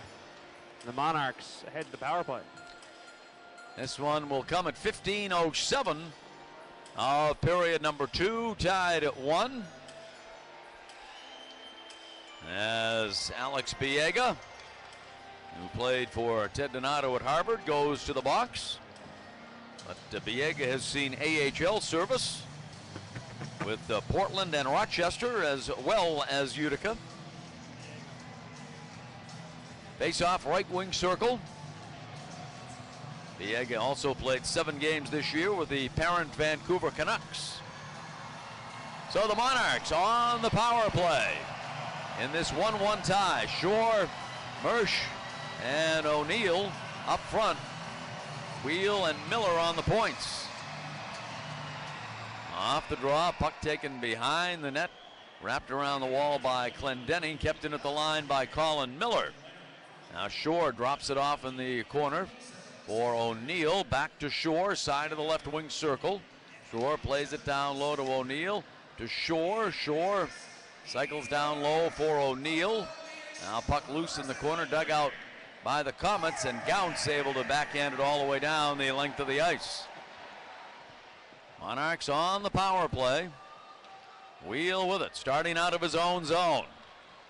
Jordan Wheel through the neutral zone. Wheel slowed down in the right wing circle, and the puck cleared by the Comets. Colin Miller up with it in his own end. Miller takes it behind his own net with 1:10 remaining on the man advantage for the Monarchs. Now Backman slowed down along the left wing wall by Corrado, and the puck cleared into the neutral zone. Stolen by Jordan Wheel. Wheel with it. Wheel plays it ahead. Wheel has it. Side of the right wing circle. Kempe along the right wing wall has it. His pass stolen away in the circle by Anderson, and that's cleared the length of the ice. And not a great power play so far for the Manchester Monarchs. Played a little catch on the left wing side. Difficulty gaining entry to the zone. Here's Dowd. Dowd, left wing side, has it. And his pass goes off the stick of Loverty into the neutral zone, tracked down by Vinny in his own end. Loverty for Bodnarchuk. Continues to be really the only place where the Monarchs seem out of sync. Great 5-on-5, great on the PK. Bodnarchuk moving in, throws it in the slot, stolen away by the Comets. And cleared by Utica, the length of the ice. Time winding down on the penalty to Biega. Now played ahead, Vandergulik moving in. Vandergulik, a drive is blocked from behind by Anderson. What a play by Anderson, and he recovered on that. Was able to avert even a shot from Vandergulik. What a tremendous play on the back check. Penalty has expired, and Biega out of the box. Over the line, Grenier with it right wing side. Grenier slowed down along the right wing wall. Forward's pass deflected. Crescenzi on it. Center ice, Zach O'Brien. O'Brien with it, right wing side. His drive save again by Markstrom. Zach has had at least 3 opportunities here in the second period. Yeah, he's getting the puck to the net.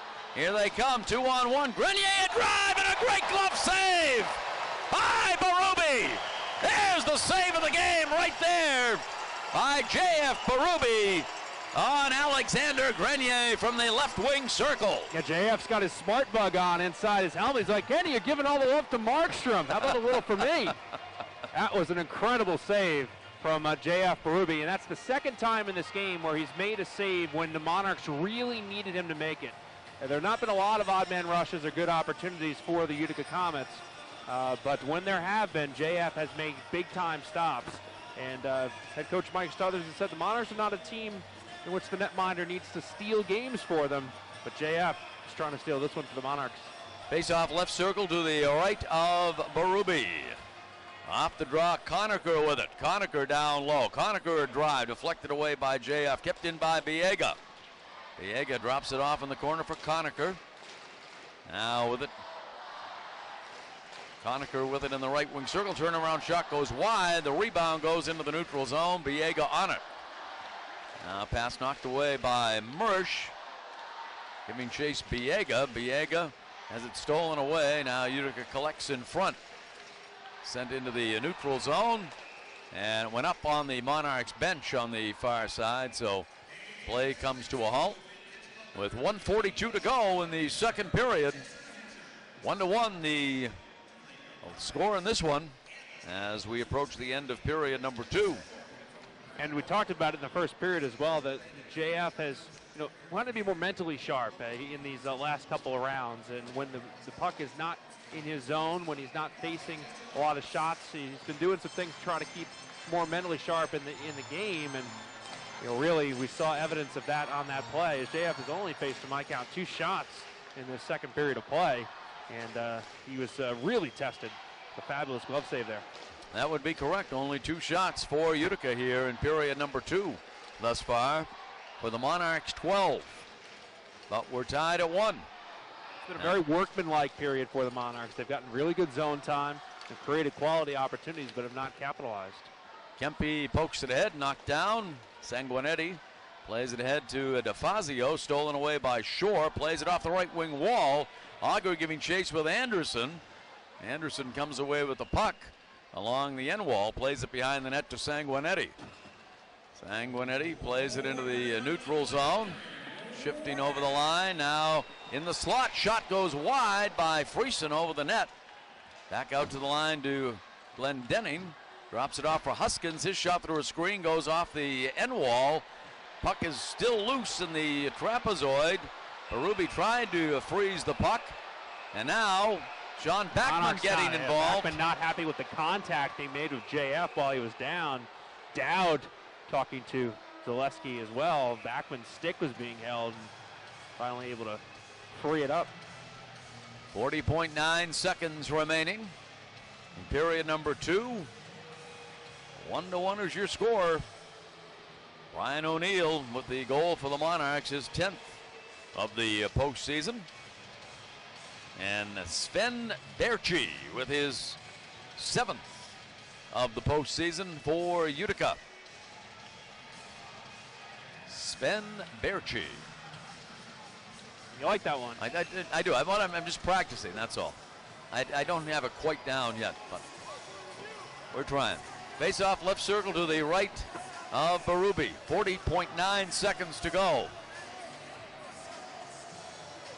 Cal O'Reilly on the draw with Nick Shore. O'Reilly's been around a while, 113 NHL games with several clubs. Now Dowd sends it all the way down into the Utica end of the ice, and icing called against the Monarchs. So we'll face it off again in the Manchester zone. It's getting testy. Vandergool not happy with something down there as well as Frank Corrado. Corrado's a pretty decent player. Did a nice job tying up Michael Mersch in front of the net in several opportunities and not allowing him to set up. And Corrado, stats don't jump off the sheet at you, but he's a very, very solid player and playing alongside Alex Biega. Quick shot off the face-off is deflected up onto the netting with now exactly 28 seconds to go in the second period. Don't forget game 2 tomorrow night, 5 o'clock here at the Verizon Wireless Arena. Once again on the mighty 1590 WSMN, WSMNradio.com, and on AHL Live for all of you who want to watch and listen free of charge. Courtesy of the American Hockey League. Off the draw, on it Miller. Miller with it. All the final series games free on AHL Live. Will also be on Sirius XM. That's right, tomorrow. Yep.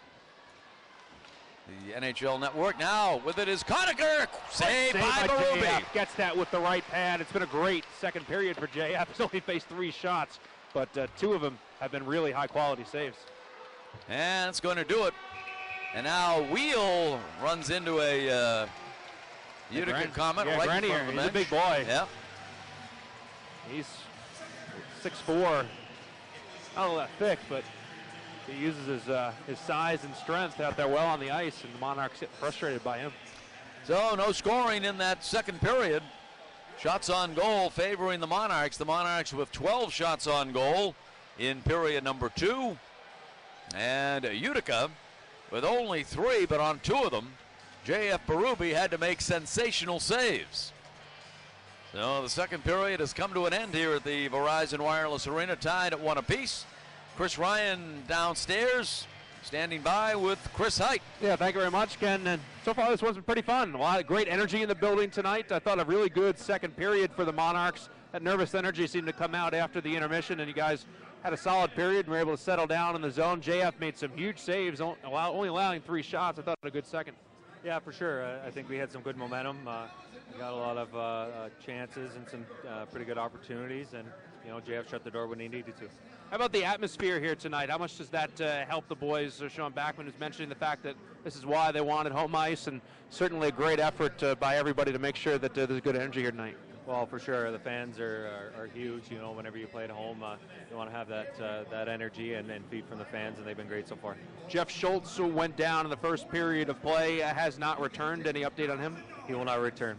All right, thanks for joining us. Thank you. All right, that is Chris Height joining us here in between periods. So there you have it. Jeff Schultz will not be back for the Manchester Monarchs, injured in the first period of play, and certainly a key part of the Manchester Monarchs. Monarchs playing with 5D to close out the evening. And I would say Chris Ryan has learned his lessons well, hasn't he? He knows. He might have said, if he was learning his lessons, he would have told us, you know what, we're just going to give him the rest of the night off. We don't need him. I didn't like his first couple shifts. We're tied at 1 after 2 periods of play here at the Verizon Wireless Arena. Great crew working this one. Want to mention our producer at the flagship, Tim Glenday. Bobby Howard alongside for analysis between periods. Our statistician magician Mike Nikovic on the scene as well. Chris Ryan down below. Did I leave anybody out? Yes, our junior statistician Liam Ryan with us in the booth too. So we're tied at 1 after 2 here in game 1 of the Calder Cup Finals. We'll be back in 2 minutes right here on the ESPN New Hampshire Monarchs Radio Network. Hello? Hi, Jennifer. Speaking. Listen, Nick is here with me, and he's very, very sorry for those things he said. Who is this? Kurt Gieser. I'm Nick's State Farm agent. His State Farm agent? Yeah, well, State Farm is famous for having great claim service. Uh-huh. When Nick got in his little fender bender last month, State Farm patched things up for him right away. I think he's hoping we can patch things up with you, too. This is crazy. Jennifer, he's put a good dent in things. He knows that. But this relationship isn't totaled. You two have got a lot of miles left in you. Does this ever actually work? Well, State Farm's claim service has a 97% satisfaction rating. So yeah, we tend to get people back on the road to happiness. Well, you tell Nick that we may be able to fix things, but he's going to be paying a high deductible with me. Wow, I didn't know cars and love shared so many metaphors. Go with the company with a 97% satisfaction rating on claims. Get to a better state with State Farm. Energy North Propane has been serving the Merrimack Valley, Seacoast, and Lakes region for a long time. Through the years, they've learned how to treat their customers, and they're committed to those relationships. Energy North employees are your neighbors. They care about quality workmanship, dependability, safety, and clean air and water for our children. That's the Energy North Propane commitment. EnergyNorthPropane.com. Energy North Propane, people you know, service you trust. Morgan Press is a proud supporter of the Manchester Monarchs. Why not let Morgan Press be a proud supporter of your business? For over 30 years, Morgan Press has been delivering quality work at a reasonable price. Morgan Press, for all your commercial offset and digital printing needs. Please visit our website for more information. www.morganpress.com. That's www.morganpress.com. Welcome back between periods 2 and 3 here at the Verizon Wireless Arena. Ken Cale, Chris Ryan, Bobby Howard, Mike Nikovic, Tim Glenday, all part of the broadcast team here for game 1 of the Calder Cup Finals. Holding out the whole team for tonight. That's right. That's right. The whole team. The gang is all here. You know, I was just looking at this Utica roster, yes, Bobby Howard, and they have a total of 5 former #1 picks in the lineup tonight. In Bobby Sanguinetti, yep, Hunter Shinkarik, Jake Vertanen, a former #1 pick, and let's see, I missed one here. Brendan Gaunce, former #1 pick of the Vancouver Canucks in 2012, and Sven Baertschi. Sven Baertschi out of Switzerland was a first-round pick, 13th overall by Calgary in 2011. And yet it's not a real high-scoring team. The Utica Comets never really did that. They play very physical. We've seen that tonight in this game. I think we're going to see that probably throughout the series. They're going to try to throw their bodies around, and that's what they've kind of done. I thought the second period was a little quieter than the first period when it came to the physicality.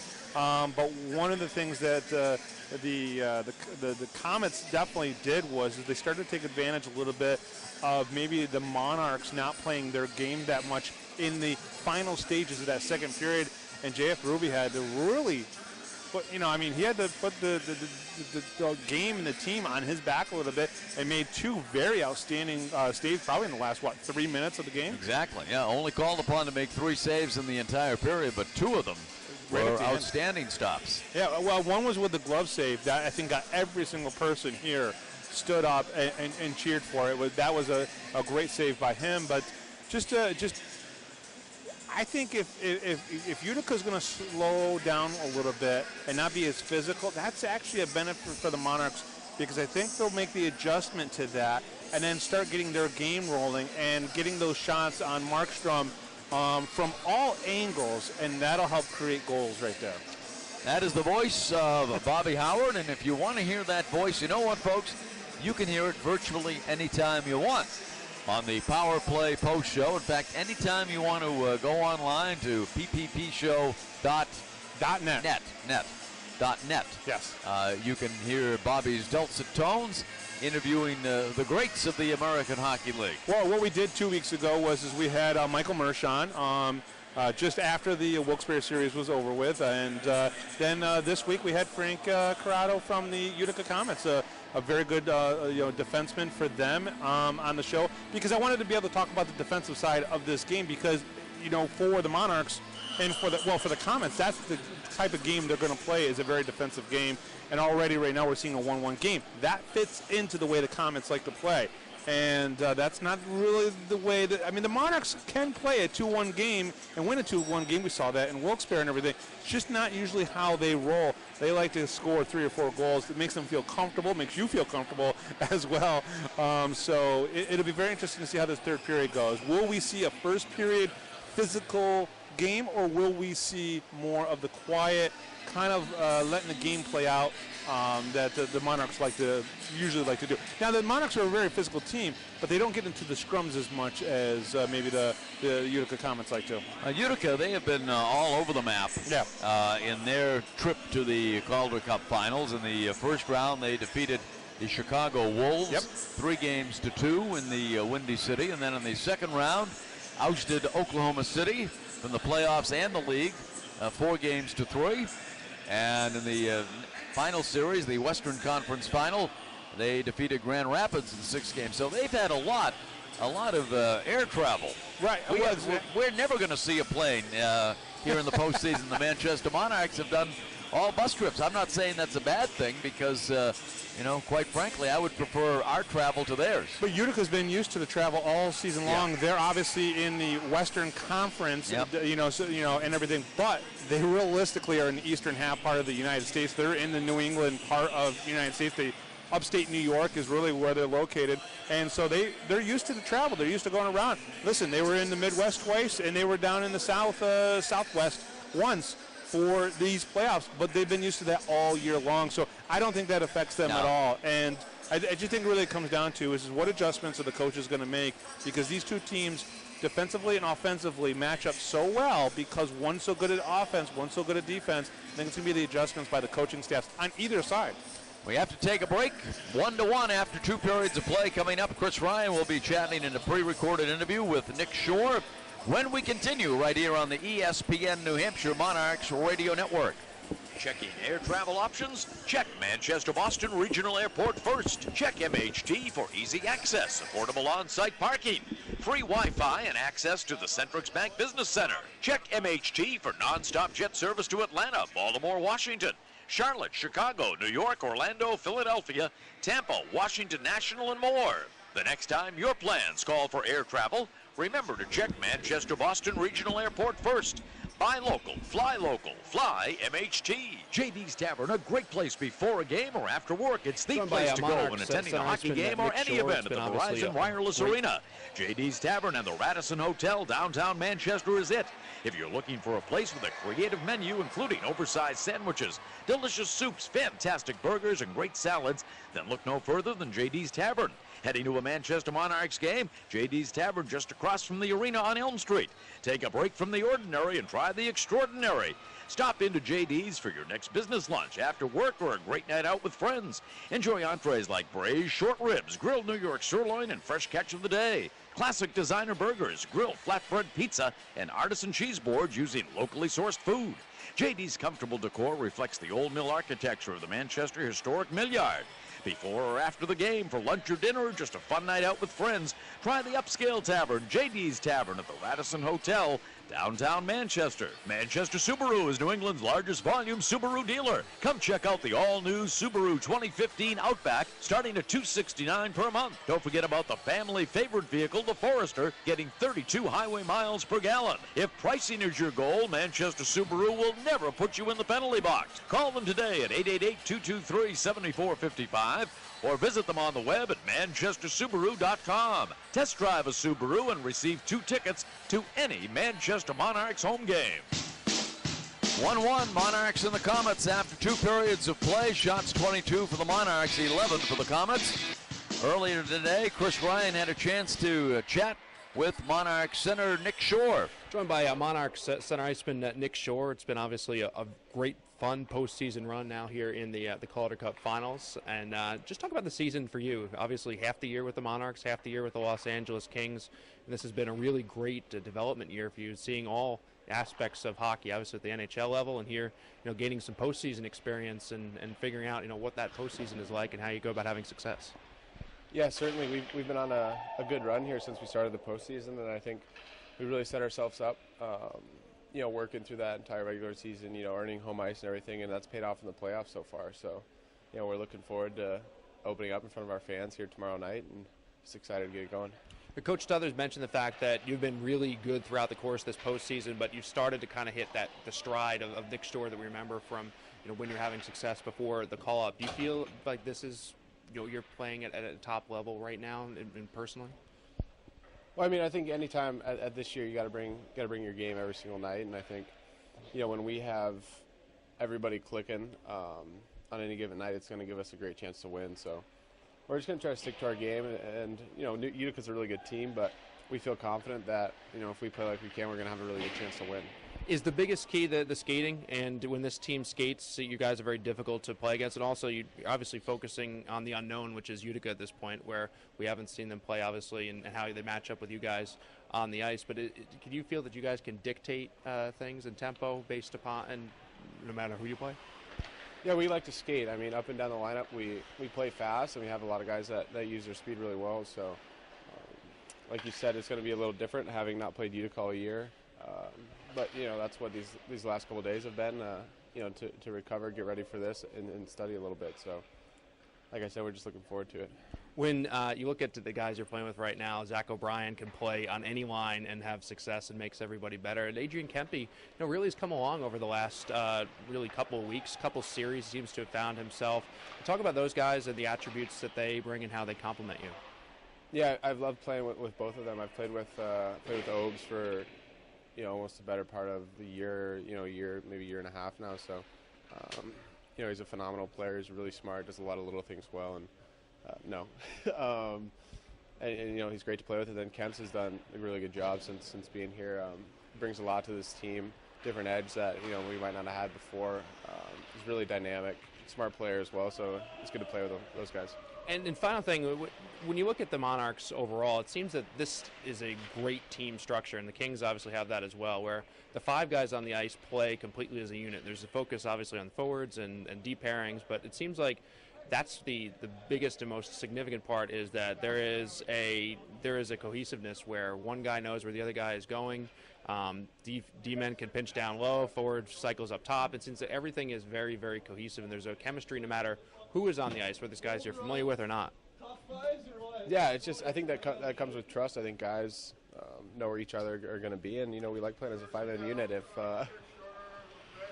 If you're not if something breaks down, there's always going to be a guy for you. And then we always feel good having Rubes back in our net there. With him in the net, you're always going to have a good chance to win. So just really excited to get going here.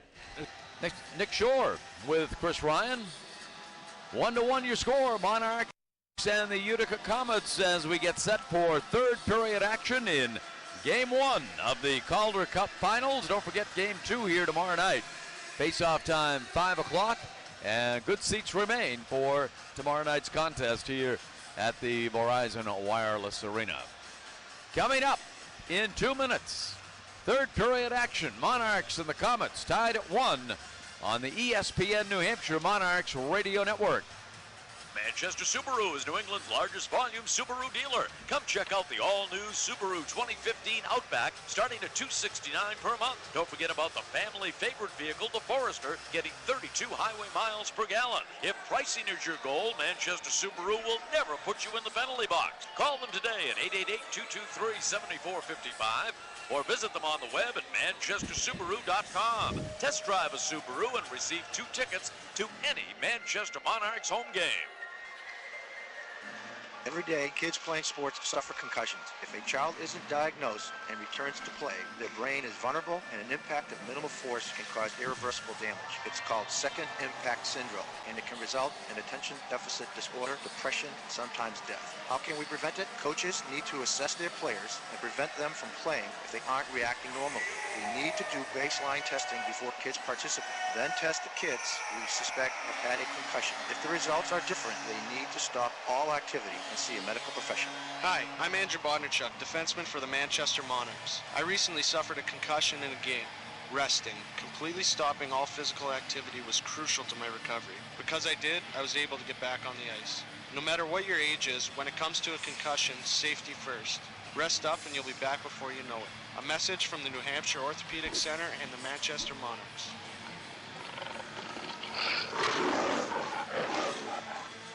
Hi, it's Bruce from Shipyard, here to introduce another new beer. Often new projects can take an unexpected direction.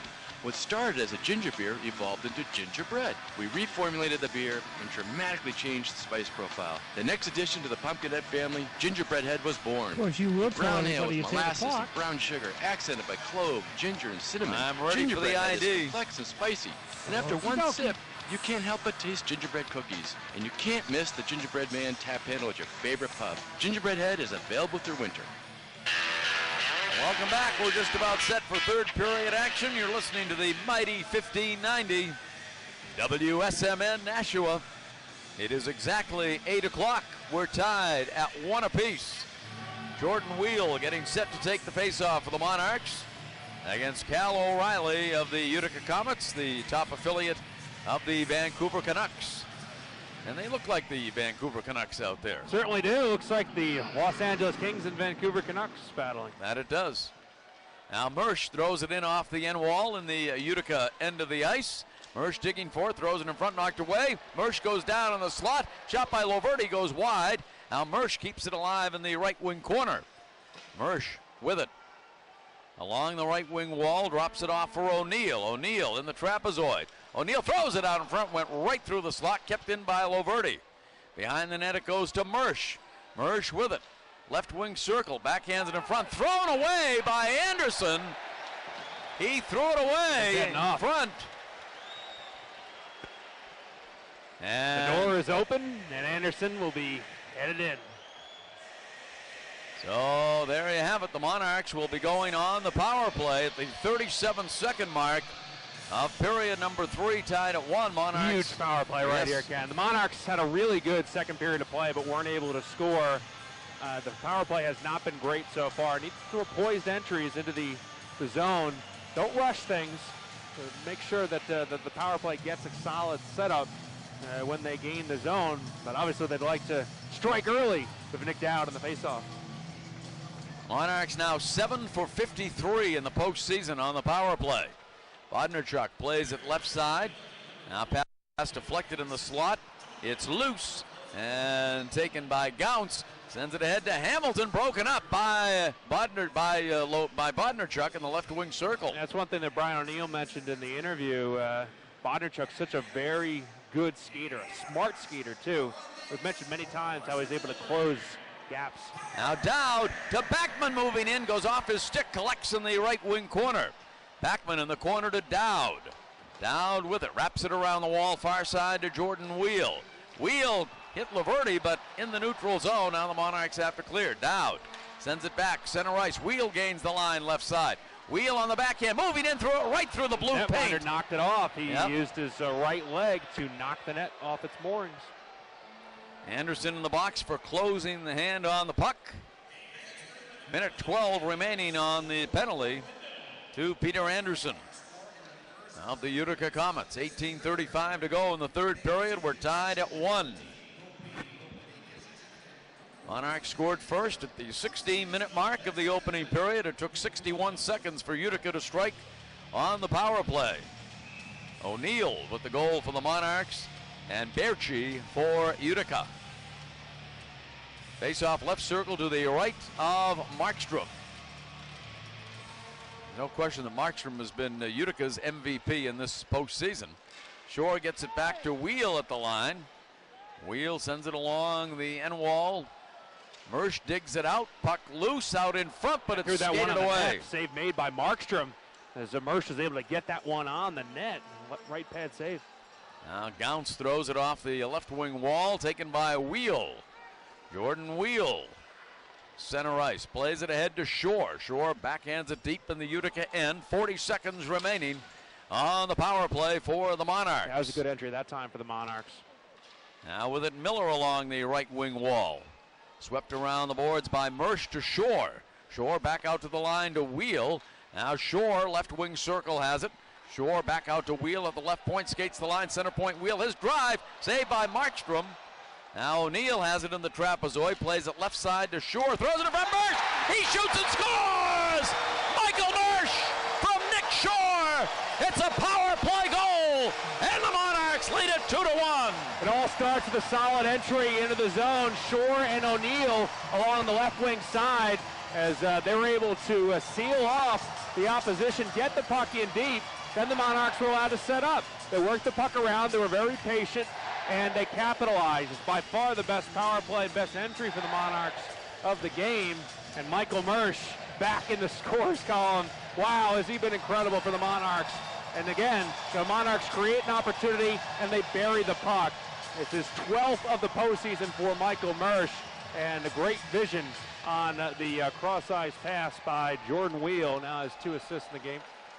Time of the goal, 2:23 as the Monarchs strike on the power play, wrapped around the dasher by the Comets. And you could see it on the replay a little bit. Wheel, had a slight seam. He had to wait and be patient for the seam to open up. He looked off both of the Utica players with his eyes, then put the puck on the stick of Mersch, who buried it before Markstrom could get back over. Sanguinetti all over Auger along the end wall just a moment ago. Auger now plays it into the trapezoid, stolen by Sanguinetti, plays it far side. Now played into the neutral zone, knocked down by Bodnarchuk, backhanded ahead by O'Brien. Now with a Conacher. Conacher plays it off the left wing wall, broken up by Loverty. Nice work by Vincent Loverty, captain of the Manchester Monarchs. Bissonnette played it back to Loverty. Pass knocked down by Kent Huskins in the neutral zone. Now on it, Clendenning sends it into the neutral zone. Huskins with it. Somebody lost the helmet. Huskins wraps it around the wall. Far side kept in at the line by Clendenning. His shot knocked down in the right wing circle. Monarchs come away with a puck poked into the neutral zone. Dowd sends it in behind the net. Markstrom plays it in the trapezoid, sends it far side to Clendenning, to Acton. Acton at center ice. Acton sends it left wing side. Now shot saved near post by Berube off the stick of Shenkarik. Now Kempe pokes it ahead and along the left wing wall, stolen away. On it in the neutral zone, DeFazio. Forbert giving chase in his own zone. They're kicking that helmet around pretty good out there, but now icing is called against the Comets, and we'll get the face-off in the Utica end of the ice. Utica really hasn't been able to get any sustained zone time since the first period of play. It was pretty even in the first. Both teams were kind of playing with reckless abandon in that first period of play, skating hard up and down the ice. Since then, the second and third, really no sustained zone time. 4 total shots for the Utica Comets. As the game has settled down, the Monarchs have been able to dominate the contest. Face off left circle to the right of the goaltender. The official on the goal, Mersch is 12th of the postseason from Shore and O'Neill at 2:23. 2-1 Monarchs. 15:47 to go in the third period. Crescenzi on the draw. In the left circle to the right of Jacob Markstrom. Won by Crescenzi to Shore. Back to the line. Miller pulls the trigger, and it's redirected wide. Crescenzi throws it out in front. Shot by Shore goes into the left wing corner. Grenier tried to clear. By floorboard to keep it in, and Crescenzi now battling in the left wing corner. Kempe with it. Kempe slowed down in the trapezoid. Biega on it. Taken off the play by Shore. Biega gets it back. Great pressure here from the Monarchs. Monarchs sensing that they have the opportunity to extend this lead. Now with it, Forbert in his own end. Forbert sends it neutral zone to O'Neill. O'Neill broken up at center ice. Now Monarchs get it back. Mersch over the line, right side. Mersch in the right wing circle as it poked away by Sanguinetti. Now O'Neill has it. O'Neill to Bodnerchuk. Bod's a drive, and it goes just wide. Now Mersch battling to keep it alive. Cleared by the Comets. Giving chase. Vincent Loverty will not go far enough for icing. Loverty comes up with it behind his own net. And Michael Mersch looked like he was down and out on that play along the board, Ken, and he was able to extend the stick and make a beautiful pass, which allowed for that scoring opportunity. He wins battles so consistently. Conacher a drive from the right wing circle and a score. JF threw the glove up, and the look on his face was, oh no. Corey Conacher from the right wing circle beating Berube, and we are tied at 2 apiece. Wow, didn't see that coming, but Conacher has tied it up at the 5:24 mark of Monarchs the third period. Because they thought that should have been icing previous, and that would not have led to that opportunity. Conacher gets the puck, aims at the blue line, lets it go from the above the right wing circle. Not sure if it changed direction as a result of the stick in there from Laverty. It looked like it may have from the look on JF's face as he had planned for it to be in a certain spot, and then the puck ended up being above the glove and to the left. It's the kind of goal that JF has been having the most problems with in the latter stages of the regular season, part of this postseason. We are tied. The focus element that he was talking about before, where at times he's not focused enough on those. Here's Backman, drops it off for Dowd. His drive is blocked. Backman fanned on the follow shot, now taken by Acton. Off the stick of DeFazio, now it's Gravel with it at the red line. We are tied at 2. Utica got it back much too soon after the Monarchs had taken the lead. Now Acton with it, broken up by Backman to keep it alive. Conacher picking up the goal, his 5th of the postseason. Clendening and Anderson on the assists. Can't let that be deflating. You got to go get it. You've seen that a lot of times for the Monarchs when they face adversity within the game. They step it up, and that's what they got to do here. They've been a very resilient team all year long. Now with it is Forbert. Forbert plays it ahead, giving chase Zach O'Brien. Zach played an amazing second period. Was robbed 3 times. Yeah, really did. He created a lot of opportunities. He's had a solid game all around. Now Zaleski broken up by Bodnerchuk. You know, they're watching on the rock tonight. Really like this line, too, the way they've played tonight. Shore, Kempe as well. They've complimented Zach. Here's Kempe over the line. Drops it off for Shore. Shore in the slot. Throws it in front. Tried to hit Kempe. Kempe gets it left wing side. Now broken up by Friesen. Friesen slowed down by Bodnerchuk. Kempe taken to the wall. Nearly went over the boards onto the Monarchs bench on the far side, but we get a stoppage in play. 13:02 to go, third period. Monarchs 2, Comets 2. We'll take a 60-second break right here on the ESPN New Hampshire Monarchs Radio Network.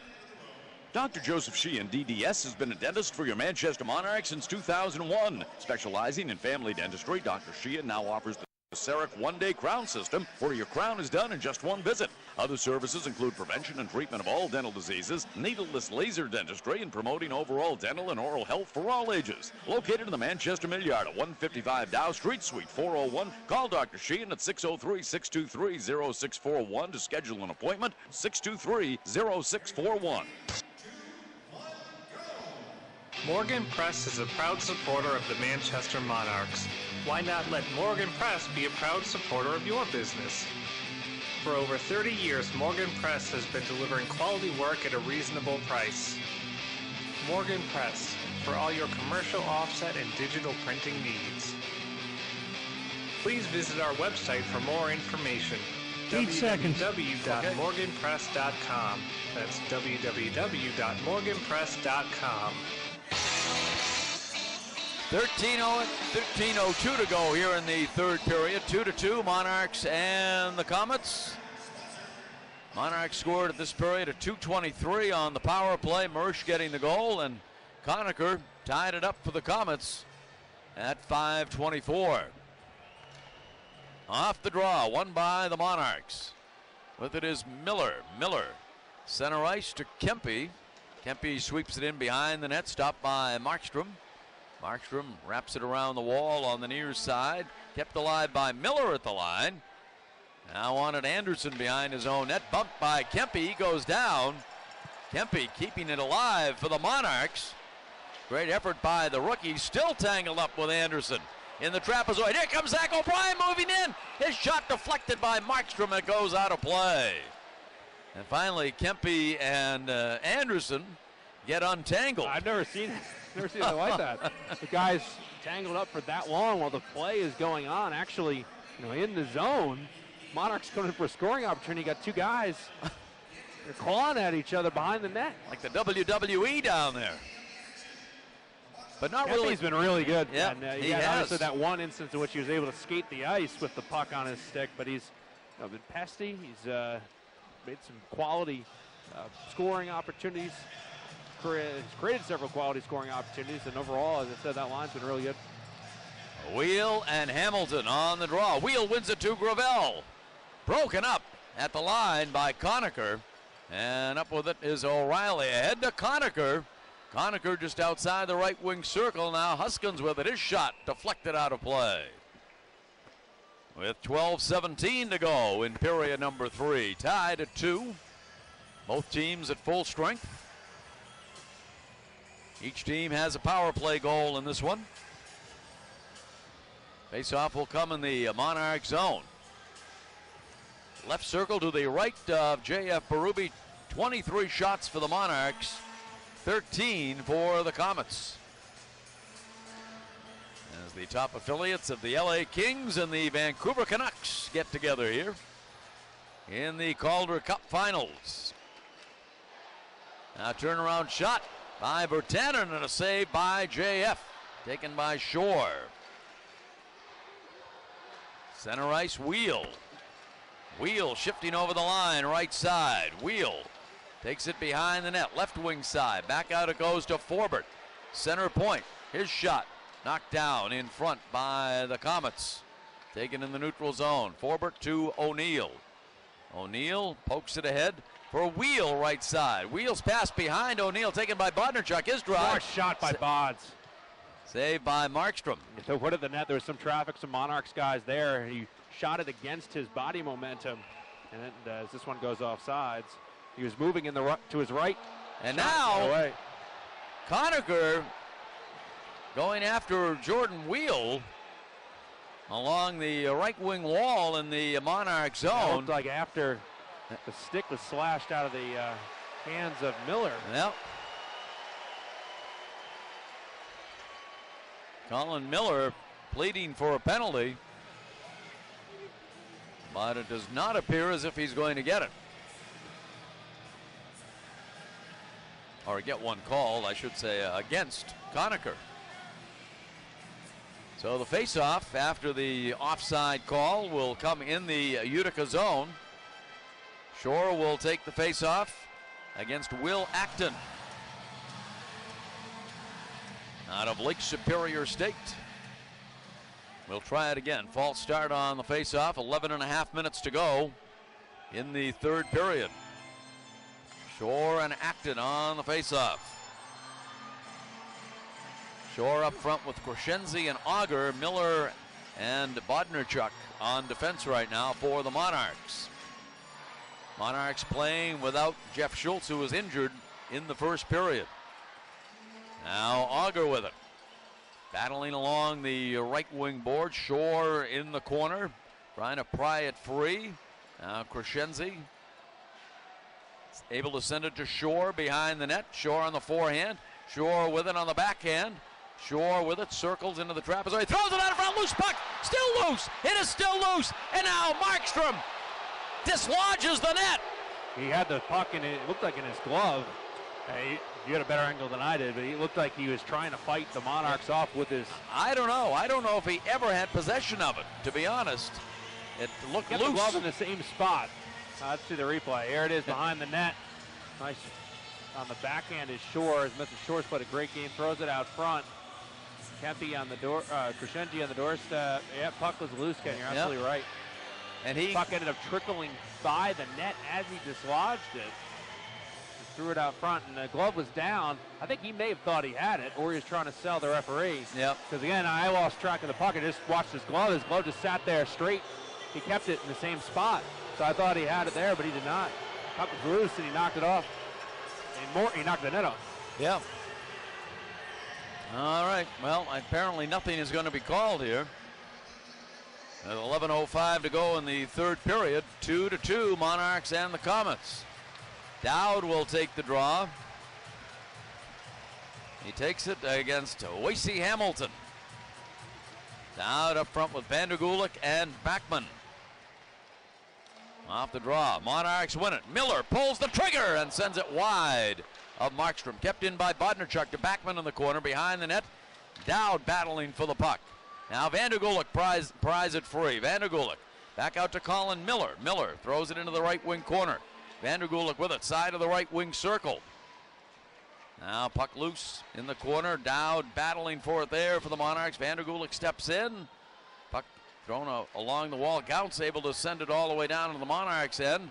Bodnarchuk battling with Zaleski in the left wing corner.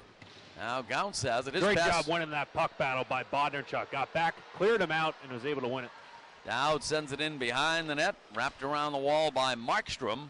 On it, Gauntz. Gauntz just over the red line. Sends it into the corner behind the net. Stopped by Berube. Monarchs started out of their own zone. Tied at 2 as we approach the midway mark of period number 3. O'Neill sends it into the left wing corner. Now Clendenning drops it off for Acton. Acton sends it neutral zone, knocked down by Forbert. Now taken neutral zone by Huskins, and Huskins sends it in behind the net. Berube wraps it around the wall on the far side. Kept in by Baega. Sends it behind the net in the Monarchs end of the ice. Now stolen away in the slot by Wheel. Wheel plays it ahead, giving chase right wing side O'Neill. O'Neill with Corrado all over him. Puck loose along the end wall, dug out by Acton. Battling with Wheel, side of the left wing circle. Now back to Bodnarchuk it goes. To Wheel, his pass deflected and stolen away. Cleared into the Monarchs end of the ice by Grenier. Monarchs have it. Loverty sends it far side. To Bodnarchuk, throws it into the neutral zone. Anderson collects in his own end. Drops it off far side for Sanguinetti. Throws it all the way down the length of the ice. And it is icing against Utica. We'll face it off in the Comet zone. 9:04 to go in period number 3. 6 shots now for Utica over the last period and a half of this contest. And Monarchs have played the second, now halfway through the third, almost the entire game in the Utica zone. It is imperative for the Monarchs to get a whole goal here soon. Shore on the faceoff with O'Reilly. Left circle to the right of Jacob Markstrom. 2-2 your score. Forbert with it. Forbert sends it along the wall to O'Brien. O'Brien to Miller, right circle. His drive and a save by Markstrom. He tumbles over. Direction out front. Monarchs redirected that towards Markstrom. And still able to make the save. 8:55 to go. Third period. Monarchs and the Comets tied at 2. We'll take a 60-second break right here on the ESPN New Hampshire Monarchs Radio Network. And here is your lobster frittata. It's topped with a Oh, yeah! Oh, my gosh. Really? I'm so sorry. Really. He's not usually like this, but with Verizon XLTE, Yes. he can stream his hockey on the go. Right. So when updates and highlights come in, well, sometimes he can't help. Yes! He just really loves his hockey. With double the 4G LTE bandwidth in cities nationwide, Verizon XLTE turns anytime into hockey time. Coverage not available everywhere. See VerizonWireless.com for details.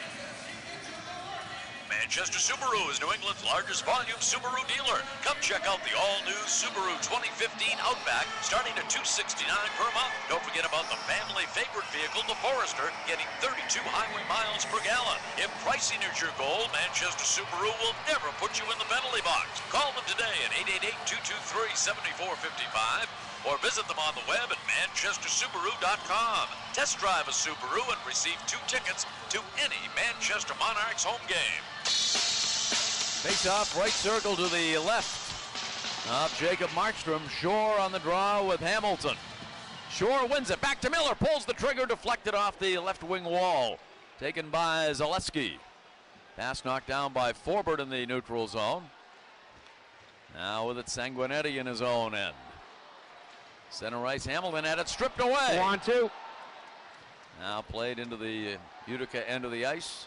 Taken by Anderson. Plays at neutral zone. Knocked down by Forbert. On it, Gauss.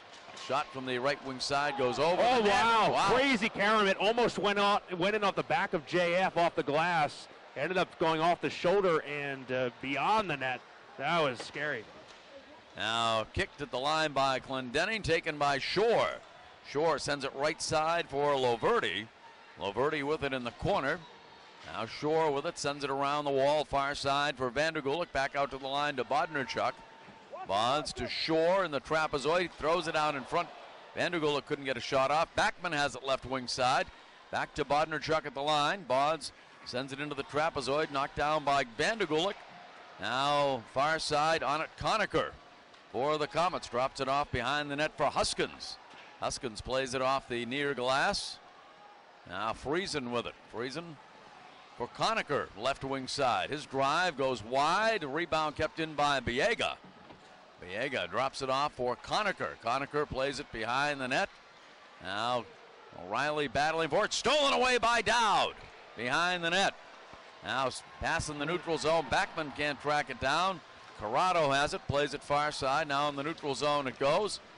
Pass behind O'Reilly. Friesen pokes it into the center circle. Friesen sends it off the right wing wall. Dowd plays it back to Forbert in his own end. Now it's Gravel with it near side. Brian O'Neill has it. O'Neill broken up. Finally gets the pass away. Stolen by Grenier. His pass knocked down by Gravel. Center ice wheel pokes it ahead. Stolen by Sanguinetti. Re-stolen by Gravel. Gravel. Long drive. A save by Markstrom. Now backhanded by DeFazio into the neutral zone. Gravel plays it back in his own end. 2-2 your score. 6:35 to go in the third period here at the Verizon Wireless Arena in Manchester, New Hampshire. Now O'Neill with it. Kicks it ahead in the neutral zone. Brian O'Neill over the line. Nailed to the wall. Here's a shot by Wheel. Saved by Markstrom. Now Sanguinetti with it. Sanguinetti ahead over the line, right wing side, moving in. Great play. That Colin Miller got back and broke up Zaleski. Zaleski. Pass stolen far side by Wheel. Now Wheel, neutral zone for Bodnerchuk. Over the line to Auger. Auger shot saved by Markstrom. Cleared away by Huskins. Kept in by Zach O'Brien to Auger. Side of the left wing circle. He's broken up in the circle. O'Brien keeps it alive. Zach with it to Auger. His pass deflected. Now O'Brien with it. His shot deflected off the glass. Clendenning has it far side for the Comets. Chips it all the way down into the Monarchs end of the ice. Loverty, center right, Shore over the line, right side. Shore a drive, saved by Markstrom. Monarchs attack is relentless right now, Ken. They are going at the net. They are getting good sustained opportunities in the offensive zone, just not capitalized. The fans building the Let's Go Monarchs chant around the guys here with 5:20 to go. Monarchs look to end this one in regulation. Sean Backman with it in the neutral zone. Backman with it, broken up, center ice, Gauss with it. Drops it off for O'Reilly over the line. Plays it off the left wing wall. Now Gravel sends it behind the net. Far side Forbert on it to Dowd. Back to Forbert. Forbert in the neutral zone. Forbert plays it off the right wing wall. Tracked down by Corrado in his own end to Conacher. Conacher lobs the puck all the way down into the Monarchs end of the ice. Taken by Bodnerchuk to Vandergulik. Vandergulik center ice. Backman with it. Backman a drive, goes just wide. And offside, I believe, was whistled against the Monarchs with 4:44 to go here in period number 3 tied at 2 apiece. And Monarchs are creating good opportunities, skating the puck, getting the puck into the offensive zone, and getting it to the net. They're presenting good traffic out front of the net. They've got some redirects, and they're trying just about everything to solve Markstrom at this point in time. And so far, been able to get it by him twice, but Markstrom has been very solid in net. He has lived up to his billing. There's no question about that. Anderson with it. Plays it into the neutral zone. Puck loose right in front of the Utica bench. Now Anderson tracks it down in his own end. Wraps it around the dasher on the near side. Comes all the way down into the Monarchs end of the ice, and that will be icing against the Comets. And we'll face it off in the Utica zone. 4:25 to go here in period number 3. Tied at 2 apiece. Monarchs with 31 shots in this one. Comets with 14. Monarchs with 9 in this period to 3 for Utica. Face off right circle to the left of Markstrom. Wheel will take the draw against Acton in the right wing circle. Puck loose.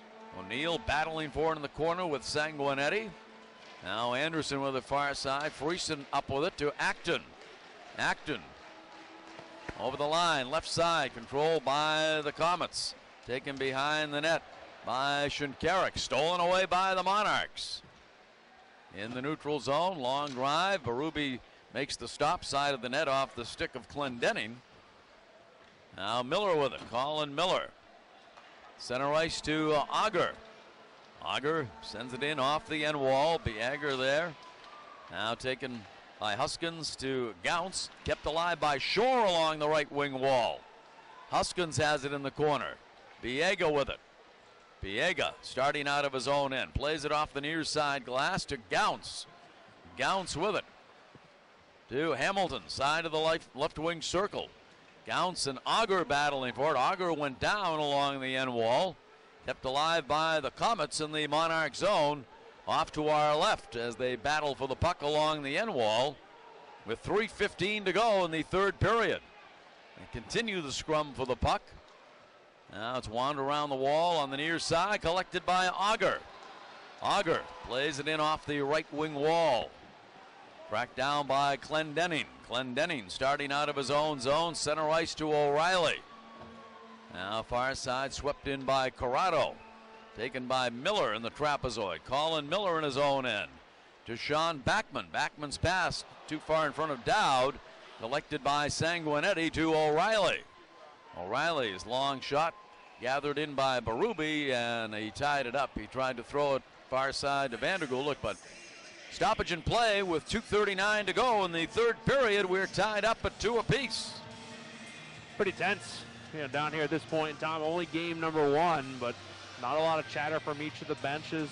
Everybody's expended a lot of energy so far in this game. Monarchs obviously coming off that 10-day break, but they have played obviously without Jeff Schultz for the majority of this game. 5 D-men. Paul Bissonette's not seeing the ice here in the third period of play, so the Monarchs have been putting other guys in with Crescenzi as well as Auger. So both teams have put a lot into this contest. Off the face-off shot blocked in the right wing circle in the Manchester zone. Friesen battling with Loverty. Loverty comes away with the puck. Ahead to Dowd, broken up by Anderson, who sends it behind the net where it's stopped by J.F. Berube. Forbert wraps it around the wall on the near side, kept alive by Friesen.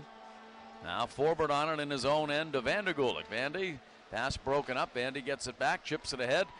Dowd broken up by Acton. Now Monarchs get it back as they chase forward along the right wing wall. Backman bumped by Friesen. Wrapped around the wall on the far side. Vandergulik with a big hit on Anderson along the end wall. Less than 2 minutes to play in the third period, tied at 2.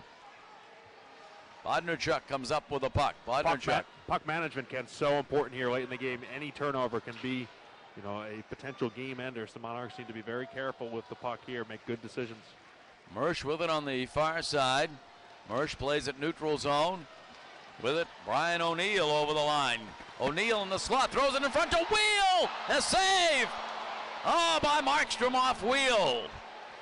kept his legs moving in that instance and ended up moving the puck out of harm's way. You wonder if he could get a rebound opportunity there. The Monarchs didn't. 1:15 remaining. Puck in the neutral zone. Merce skating to the bench. He broke his stick. Glendening on it in his own zone. Glendening plays it ahead, and the puck is deflected up into the stands on the near side.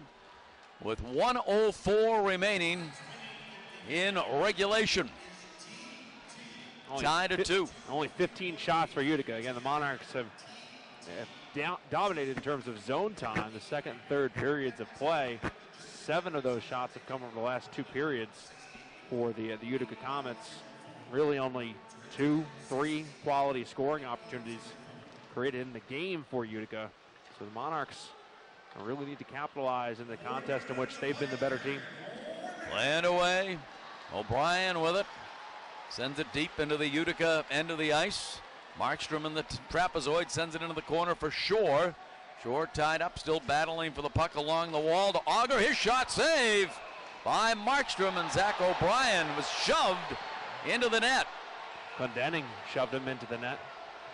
And they've done a good job of freeing the area around the net of Markstrom. The Monarchs have been looking for rebounds, trying to get some net front presence, but it's been a good job by the Utica Comets decor of not allowing the Monarchs to win that battle in front of the net. They've given them the puck possession on the exterior, but the net mouth areas, they have done a very nice job of making sure their goaltender sees the puck and that there are not a lot of secondary opportunities for him. Fans waving the white towels here that they were given upon their entrance into the arena tonight. Making some noise. It has been a very enthusiastic, highly charged crowd here this evening. The attendance 8,155. As they attend to the net, which became dislodged when Zach O'Brien was shoved into it. As they want to get that net back on the stanchions. Yeah, Markstrom must have pretty strong legs. Knocked the net off that many times and caused the problem there. 42.8 seconds remaining in the third period. Tied at 2 apiece. Corey Conacher's goal tied it up at 5:24 of this period. Shot just outside the right wing circle. Shore on the draw with Will Acton off the faceoff, won by the Comets. Played into the neutral zone, knocked down by Miller. His pass deflected into the crowd, right above the penalty box area down below. Looked like it truly was deflected, but Utica not sure. What they are calling it. They are calling it a delay of game. And the Monarchs will be shorthanded here with 35.3 seconds remaining in the third period. See if we get a replay on that. I thought it was deflected too. Bobby Not Howard. a lot of argument from the Monarchs bench. Bobby Howard, who's sitting off to my left, said it was not deflected. Yeah, I'd have to agree with Bobby. Yeah, well. There's not a lot of protests from the Monarchs. I thought initially it was deflected. It looked like it was deflected, but if an official calls it, yeah. it's pretty much black and white type thing. Yep. So Utica on the power play here with 30 seconds remaining in regulation time. Monarchs come up with a puck. Here's Dowd with it. Dowd over the line, left side. Dowd with it to Shore. His shot blocked. Loose puck side of the net. Shore taken down by Sanguinetti. Sanguinetti shut the door on the Monarchs. Now over the line, right side, Utica is a drive on the right wing side, a glove save by Berube. With 9.5 seconds remaining in regulation time. Tied at 2. Monarchs with more than twice the shots of the Utica Comets, but we have ourselves a tied hockey game here. Face off right circle to the left of JF. Grenier on the draw against Crescenzi. Right circle to the left of JF. 9.5 seconds remaining in the third period.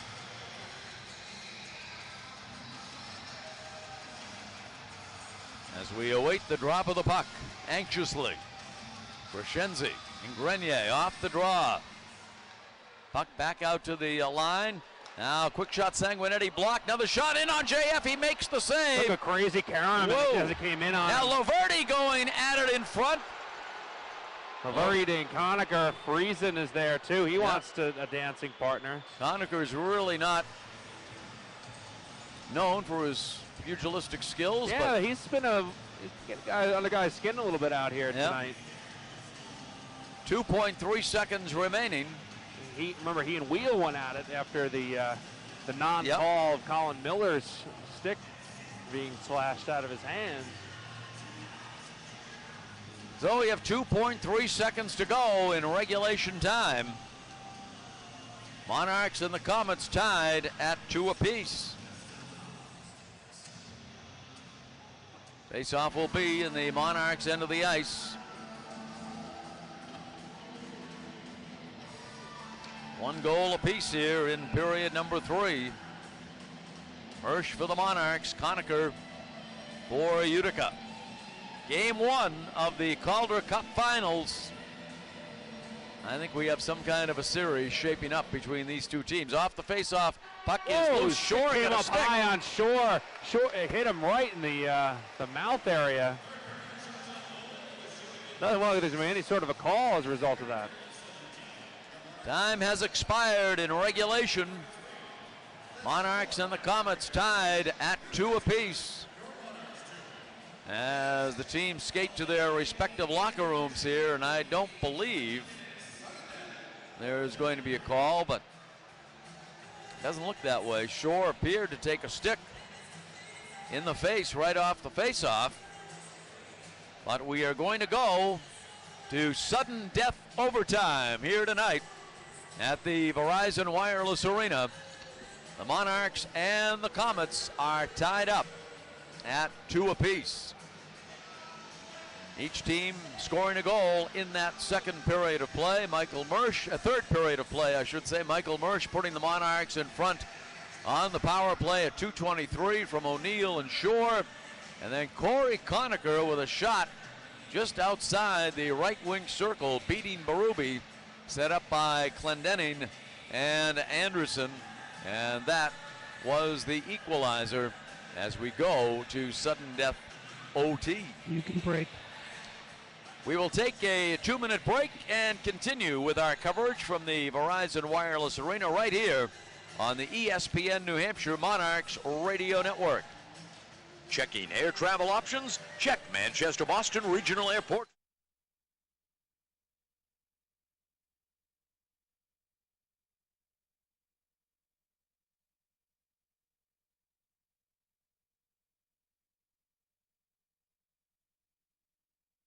Tampa, Washington. Next time your plans call for air travel, remember to check Manchester Boston Regional Airport first. Buy local, fly MHT. Dr. Joseph Sheehan, DDS, has been a dentist for your Manchester Monarchs since 2001. Specializing in family dentistry, Dr. Sheehan now offers the CEREC one-day crown system, where your crown is done in just 1 visit. Other services include prevention and treatment of all dental diseases, needleless laser dentistry, and promoting overall dental and oral health for all ages. Located in the Manchester Mill Yard at 155 Dow Street, Suite 401. Call Dr. Sheehan at 603-623-0641 to schedule an appointment. 623-0641. Last year, Bud Light filled the town with people who were up for whatever, like doing karaoke with me, Lil Jon. Gary was there. Remember that, Gary? Wow. Yeah. Well, they're doing it again. 7th overtime game for Utica. Bud Light is doing another game. Whatever USA. Okay. But in a new location. What? With all new events. What? Just submit a 15-second video. What? A 15-second video telling Bud Light why you should go. Okay, Gary? Okay. Gary? Okay. If you're up for whatever USA, submit your 15-second Middle video of the with second hashtag period, up by for the way, whatever 10 and minutes even, hashtag Chicago and audition Tampa for Bay a chance to 2-2. go. 2-2. Bud Light, Yep. the perfect beer for whatever happens. Bud Light Whatever USA video contest open to U.S. residents How'd the 21 Red and over. Sox No do purchase today? necessary. Ends May 25th, 2015. Visit upforwhatever.com for official rules, entry, prizes, and details. Void where prohibited. Enjoy responsibly. Bud Light beer, Anheuser-Busch, St. Louis, Missouri. What? only the second time in the Calder Cup playoffs, the Manchester Monarchs will be going to sudden death overtime. I'm sure you remember the only time they went. That was May 6th, a month ago. A month ago, Bobby Howard. Yes. How about that? This is June 6th, right? It is. So a month ago, May 6th. Yes. The Monarchs went triple overtime with the Wilkes-Barre-Scranton Penguins. The eventual game winner scored by Zach O'Brien. And that started off that series. That was game one for that series. So I'm hoping, Ken, that this doesn't go 3 overtimes tonight. Why not? You only have to drive back to Binghamton, New York after the game. Yeah, there's 5 hours ahead of me still and everything. The way you travel, I don't know. Yeah, I don't know if I'm going to try to push it tonight. But the Monarchs and the Comets, they both scored obviously in that third period, tying, Mersch. I thought that was going to be the momentum shifter in this game. The Michael Mersch goal from O'Neill and Shore on the power play. Thought that's the right time. But still, Utica did exactly what they did in the first period. They came back a couple minutes later, and they scored a goal. Corey Conacher, he's the guy that's been kind of their clutch goal scorer for the Utica Comets right now. So it's not kind of a surprise, but once again, you're going in, and I think this is the 7th overtime game for the Utica Comets. And you are correct, sir. That's a lot of experience doing something. Because they're here in the Calder Cup Finals, so they've won some of those overtime games. So that's a key thing here, is that they're used to that, where the Monarchs are kind of like in territory that they're not used to right at the moment, Ken. So not as used to it as Utica, that's for sure. Exactly, yep. and that can make a difference. Teams that have seen those situations a little bit more sometimes know how to do it. And this is not overtime like it is in the regular season. It's still going to be 5-on-5. It's just normal hockey, as most people would see it. It's just that it's sudden death. So whoever scores first obviously wins the game. So this game has changed a little bit. It's not as feisty as it was in the first. We've had our moments. We've had our spar-ups.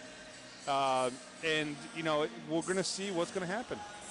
Well, let's talk about Utica's overtime success. Yes. In the Western Conference quarterfinals against the Chicago Wolves. Utica won the first game in double overtime, 3-2. In the third game, in a single overtime, Utica beat Chicago 2-1. There's 2 wins. And then in game 4, Chicago tied it with a 4-3 victory at Utica in overtime. So they're 2-1 in the first series. 2-1 in the overtime. First series. Sorry. Second series. Yes. The second series, they opened up on May 7th at Utica against Oklahoma City. They went 4 overtime. That one ended about 2 or 3 minutes into that fourth overtime. A quick fourth overtime. Yes, it was. It was very quick in that one. So right there, now they're 2-2 so far. Yep. Then in game 2, it went overtime. Utica won that one 2-1. So they're 3-2 through the first 2 rounds of the Calder Cup playoffs. And then in the Western Conference Finals against Grand Rapids in game 4, Grand Rapids came away with a 3-2 victory in game 4 of that series. So right now they're a 500 hockey club going into overtime. So right now they're 3-3. And so it'll be interesting to see. But they have experience, where the Monarchs have only played 1 game in overtime. It went to a triple overtime against Wilkes-Barre a month ago, and they obviously won that game. So it's interesting. It's interesting because of the fact that these are young players. They're still learning. They're always learning on the ice. And these experiences really do mean something on their confidence in the way they're going to play, obviously, in the overtime period. But once again, I think Coach Stothers really has the play is in his hands on how he adjusts to what the Utica Comets are doing. And the game has had ebbs and flows and has changed throughout this game. And don't forget, the Monarchs will be starting the overtime period shorthanded with Colin Miller in the penalty box for that delay of game penalty. And you said there was no doubt about it. It was not deflected. Yeah, no, it was definitely not deflected. I saw it from my one vantage point. I could actually see the puck go out, and there was no deflection at all. But it was the only penalty that was called in the third period. Now, that's a penalty you have to call. It's one of those black and white things you have to call and everything. But there was a couple penalties just kind of, let go. There was the one scrum behind the net to our right here. And unfortunately, there was no calls made of that except for a matching minors. And I really thought maybe the Monarchs could have come out of that with a 5-on-3. Well, but it didn't happen. They did not. It did not happen. The Monarchs did convert on one power play goal tonight. That was the Mersch goal, pretty goal set up by O'Neill and Shore. But it was exactly how Mersch scores his goals. Yeah. You know, in front of the net, and he, you know, the rebound came to him, and he was just right there to swipe it in. So that's the way Michael Mersch plays. And you know, the funny thing is, I was thinking about this during it. He's becoming a vicious player in front of the goaltender. He will do a little bit of everything. And when I say vicious, I don't mean he's going to go out there and slit the guy's wrist or anything like that. He is just so determined. He's got that killer instinct right in front of the net that you cannot teach players in front of the net. He's not afraid of the puck coming in, and he is willing to do anything to get the puck in the net. Monarchs have outshot Utica through the first two periods, 33-17. You know, I have to call Jacob Markstrom the difference in this game so far. Yeah, Kenny, I totally agree with you. He's definitely been the, I mean, the Monarchs have had 31 shots that he has saved. They've shot 33 at him, and he's just been really good. But J.F. Berube really came off with the best save of the game with that save where I think he was doing almost a half a split, and he got his glove up there for one of the best glove saves we've seen so far, I think, in the Calder Cup playoffs. That was on Grenier from the left wing circle. They were coming in really fast, and he took that shot really hard, and he was able to get up there and get it. So that was a great save. So Markstrom might be the guy that is somebody's NHL future goaltender, you know, starting goaltender. But J.F. Berube has played still outstanding, even with only 17 shots coming in at him. 2-2 is our score here between the third period and the first overtime session at the Verizon Wireless Arena. Chicago and Tampa Bay, they are tied up at 2-2 as well in the second period of that game. Chicago came back in that game one. Very interesting there. Tampa Bay usually scores a lot of goals and doesn't let people catch up to them, and Chicago was able to do that. So, well, the Blackhawks won game one in come from behind fashion. The Monarchs have never trailed in this game, but they open the overtime period shorthanded. Colin Miller in the penalty box for another minute and 25 seconds. A reminder that game two will be here tomorrow evening at 5 o'clock. And just because I won't be here does not mean I will not be watching and listening to you, Mr. Pinkel. I know you'll be tuned in, and you can do it any number of ways. You can do it locally on the, I know you won't be local. No. So you can't hear it on the mighty 1590 WSMN, but you can hear it on WSMNradio.com. Or you can watch it and listen to it on AHLLive.com. And I will be listening to it in my car on the way home from my day job and then tuning into AHL Live. You're going to be one exhausted puppy. That's okay. It's but it was well worth it, right? Absolutely, without a doubt. To be here with you and Mike, absolutely. And then I know you'll be joining me in Utica as well. Absolutely. Yep, Utica for, I think, 2 of the 3 games, maybe even all 3 games, depending.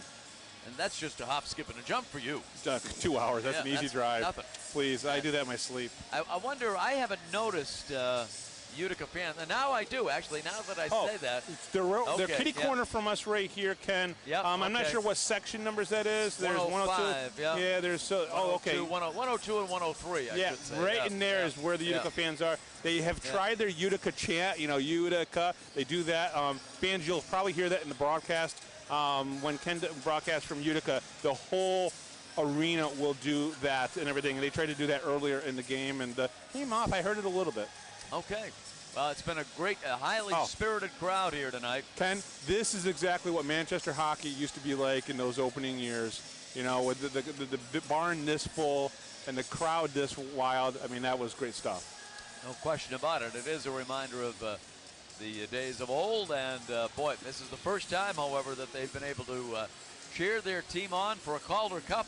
And what a great experience here tonight for the fans. I know most of these people will be back tomorrow night for more. Well, let's hope so. That we need a big crowd here to help support the Manchester Monarchs. No doubt about it. Okay, get ready, get set, because coming up in 2 minutes, we will have overtime action. The first overtime session. The Comets and the Monarchs tied at 2 right here on the ESPN New Hampshire Monarchs Radio Network. Checking air travel options? Check Manchester Boston Regional Airport first. Check MHT for easy access, affordable on-site parking, free Wi-Fi, and access to the Centrix Bank Business Center. Check MHT for non-stop jet service to Atlanta, Baltimore, Washington, Charlotte, Chicago, New York, Orlando, Philadelphia, Tampa, Washington National, and more. The next time your plans call for air travel, remember to check Manchester Boston Regional Airport first. Buy local, fly MHT.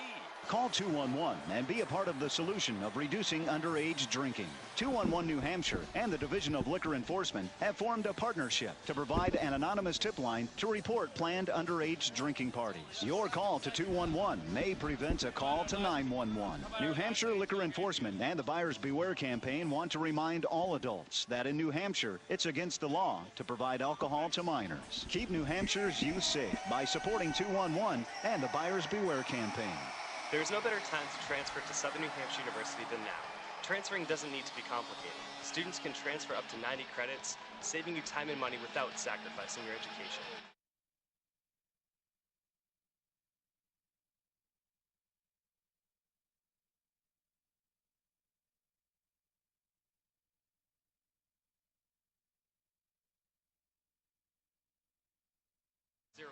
(03-645-9687) to register. Doctors Richard and Jeffrey Vachon of Vachon Dental are members of the dental team for your Monarchs. Serving Manchester and surrounding towns like Bedford, Hooksett, Goffstown, and Auburn, Vachon Dental offers a wide range of services for your family. If you require dental treatment, want a brighter smile, or need tooth replacement, they can help. Staff members are experienced with current techniques and technology to improve your smile easily and comfortably. Call 603-627-2092 to schedule an appointment or visit them online at vachondental.com, where kings are crowned.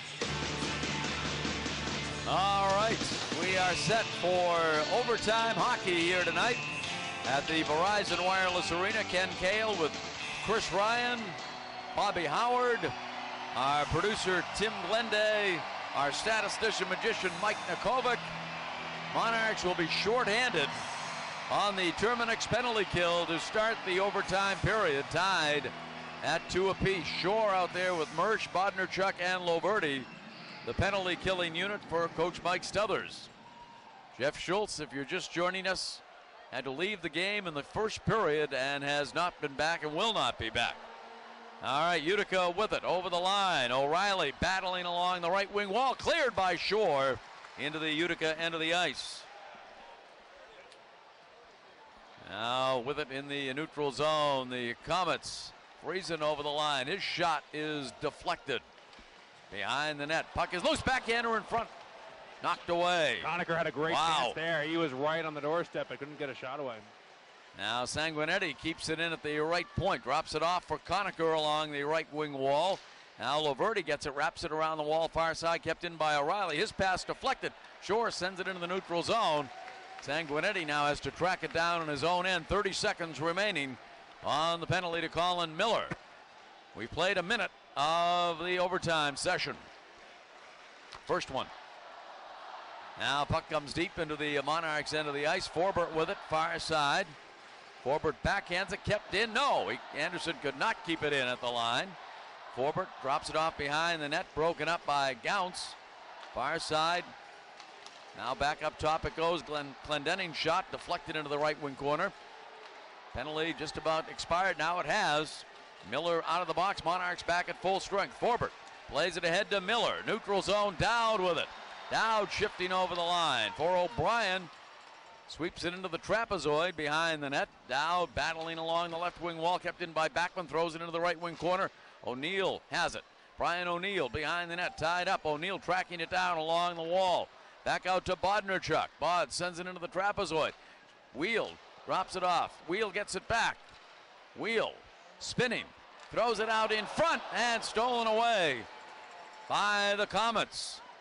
And now, Vertanen runs over.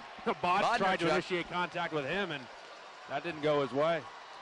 Now with it, Wheel shifting over the line. Wheel a drive, save. Markstrom, he dives out and covers up the loose puck in front. Another great job by Markstrom as Wheel was trying to get that one through the 5-hole. Both teams come together in front of the net. Again, that battle ensues as the Utica Comets not going to give an inch to the Monarchs out front of that cage.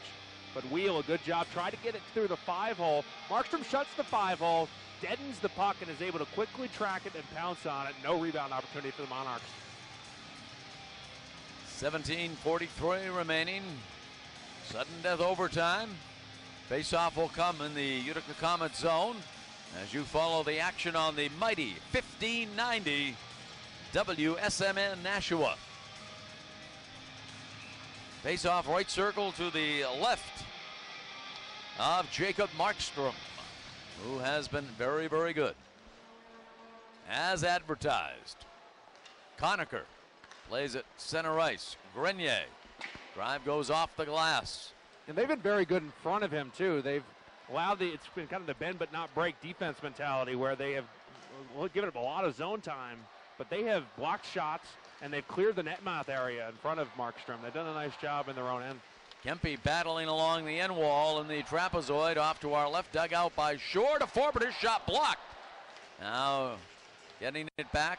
Shore back out to the line to Miller. Miller's shot deflected, bouncing in the slot. Kept alive by Miller at the line. Now dropped it off. Quick shot save by Markstrom. Great set there. Bondarchuk let it go. Backman was providing the net front presence. This will go all the way down for icing as the Monarchs buzzing again. That's a really good sign for the Monarchs going forward. When they want to impose their will, they're able to do so against the Utica Comets. That's been kind of what the Monarchs have been able to do this year. When they have needed to, when they have faced adversity, they've been able to create opportunities. And that was a big question mark really going into it. We're going to get a timeout here for the Utica Comets. They understand that they need to take one right here with that icing and that group that's been out there and working hard for them out on the ice. But that was a big question mark going into this series, Ken, for me, was this is a team we haven't seen before, and they're the best team in the Western Conference. Will the Monarchs be able to bear down and establish themselves in the offensive zone, create sustained zone time, and create quality scoring opportunities? And the really good news about tonight is they have. And that, I think, is really solid. The bad news is that Markstrom is as good as advertised, and they're also a good counterattacking team like we saw with Hartford as well. But the Monarchs, look good in this game, and that's a really good sign moving forward. 16:49 remaining here in the fourth period, or the first period of sudden death overtime. Face-off left circle to the right of Markstrom, who has turned aside 33 shots. J.F. Berube has turned aside 15. Face-off left circle, Dowd on the draw for the Monarchs. Against O'Reilly, Al O'Reilly, captain of the Comets. Puck loose along the left wing wall. Monarchs battling to keep it alive. Dowd with it, has it knocked away. Giving chase Bodnarchuk, tracks it down in his own end for the Monarchs. Andrew Bodnarchuk with it. Bods has it broken up by Grenier, but collected by Gravel. Gravel pokes it ahead, left side, Vandergulik. Vandergulik moving in. Backhander, save in front. Markstrom knocked it away. Now back out to Gravel. His shot goes off the end wall. Now Vandergulik back out to Gravel. He sends it left side. Backman fans on the shot from the left side. Now Dowd battling in the trapezoid for the puck, stolen away by the Comets. Utica with it. Grenier over the line, right side. Now Miller comes up with the puck to Forbert. Forbert pokes it ahead to Wheel. Jordan Wheel shifting over the line, left side. Wheel moving in front, and a score! A score! What a rush by Jordan Wheel! Wheel with the game winner for the Monarchs at the 4:10 mark of the overtime period. What a tremendous rush by Jordan Wheel. Utica Comets want this reviewed, Ken. They're staying on their bench. The Monarchs coaching staff had left. Chris Height has rejoined me here on the bench. But I think we are going to get a review.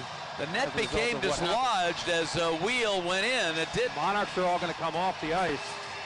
And that's a good move. Why not? But we get the replay here. Wheel drives the net. Mersch is out front. And the net did come off, Ken. It's tough to see. I think the Monarchs next to me are all saying that it's a good goal. But it did look like the net came off. Let's see if we get a replay again on that. It was tough to tell if the net had come off or not. Well, I think it did. I think it did come off. Great rush by Wheel down the left side. I'm not sure if it was Wheel or Mersch who actually put the puck in. It was Mersch. Yeah. Mersch scored. It was tough to tell whether or not the net had come off before, to be honest with you.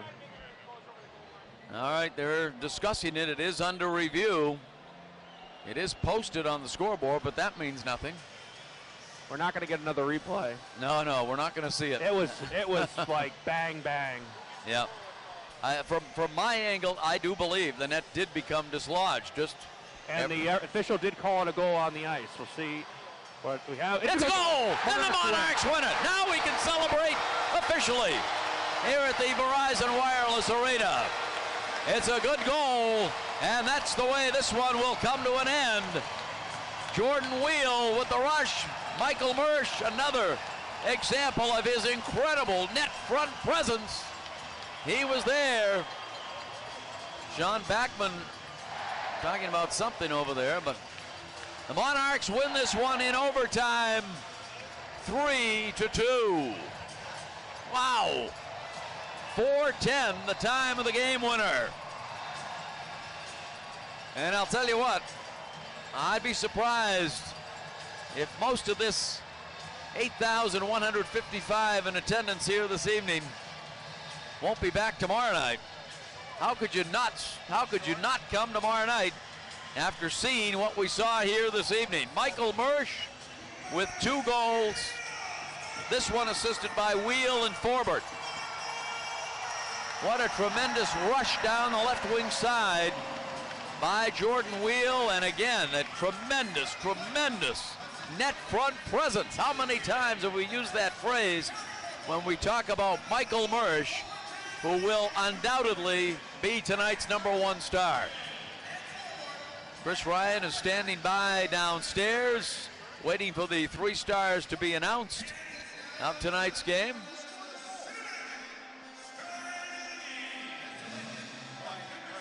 So,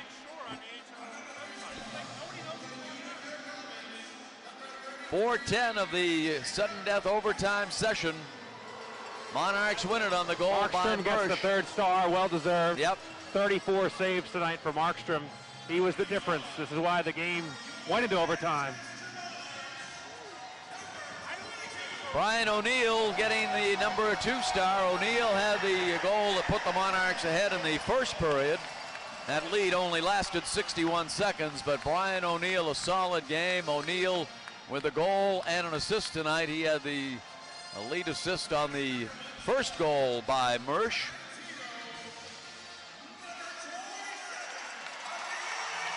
Michael Mersch being announced as the #1 star by PA announcer John DeVoe.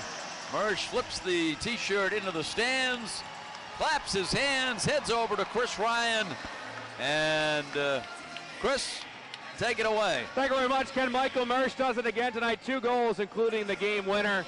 Talk about the effort tonight from the boys. It seemed like when you guys wanted to get this one late, you were able to do it. You kill off the PK, and then you guys went to work in the overtime. Yeah, it's just staying consistent. We had a lot of pressure on them there before we scored that goal, so a lot of shifts leading up to that caused that goal. So it was we're fortunate to get the win tonight. The big question this week was where you're going to play. Then the question became, all right, he's going to play. What's he going to be able to do? Scores 2 goals. Pretty good contest.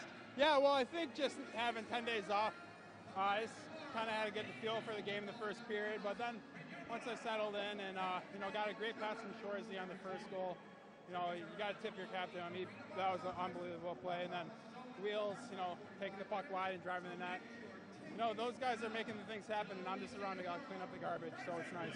The big question going into this series, obviously the Monarchs had not played Utica so far, and you can watch them on tape, and you can get a feel for them, you can hear about them, you can scout them, but how are you going to match up with them? What were your takeaways from that aspect of the game and the type of series it's going to be and how you matched up with them out on the ice? Yeah, well, we're still going to learn a lot of things about them. Kind of let this one settle in tonight and, think about some things they did and some things we can work on and get better at. So that's what I think we're going to take from tonight and going forward. Mersch, thanks a lot. Yeah, absolutely. Monarchs forward Michael Mersch, Ken, 2 goals, now has 13 in the postseason, including the game winner. And as he mentioned, he does a lot of great work for this team, but a lot of credit to Jordan Wheel, who really seemed to take the team on his back here in overtime and in that third period. He continued to rush the net. He continued to gain the zone with good speed and put his head down and make big plays. And Jordan Wheel, not one of the 3 stars, but I think certainly one of the 3 stars. Yeah, how could he not be? Setting up that last goal with a tremendous individual rush down the left wing side, and Mersch out in front with his net front presence once again as the Monarchs win it in overtime. Second overtime win of this postseason, 3-2 the final on the game-winning goal by Michael Mersch, his 13th in 14 games in the postseason for Michael Mersch. Manchester Monarchs still undefeated at home, 8-0 in the Calder Cup playoffs. 3-2, Monarchs win it. We'll have more coming up in 2 minutes right here on the ESPN New Hampshire Monarchs Radio Network.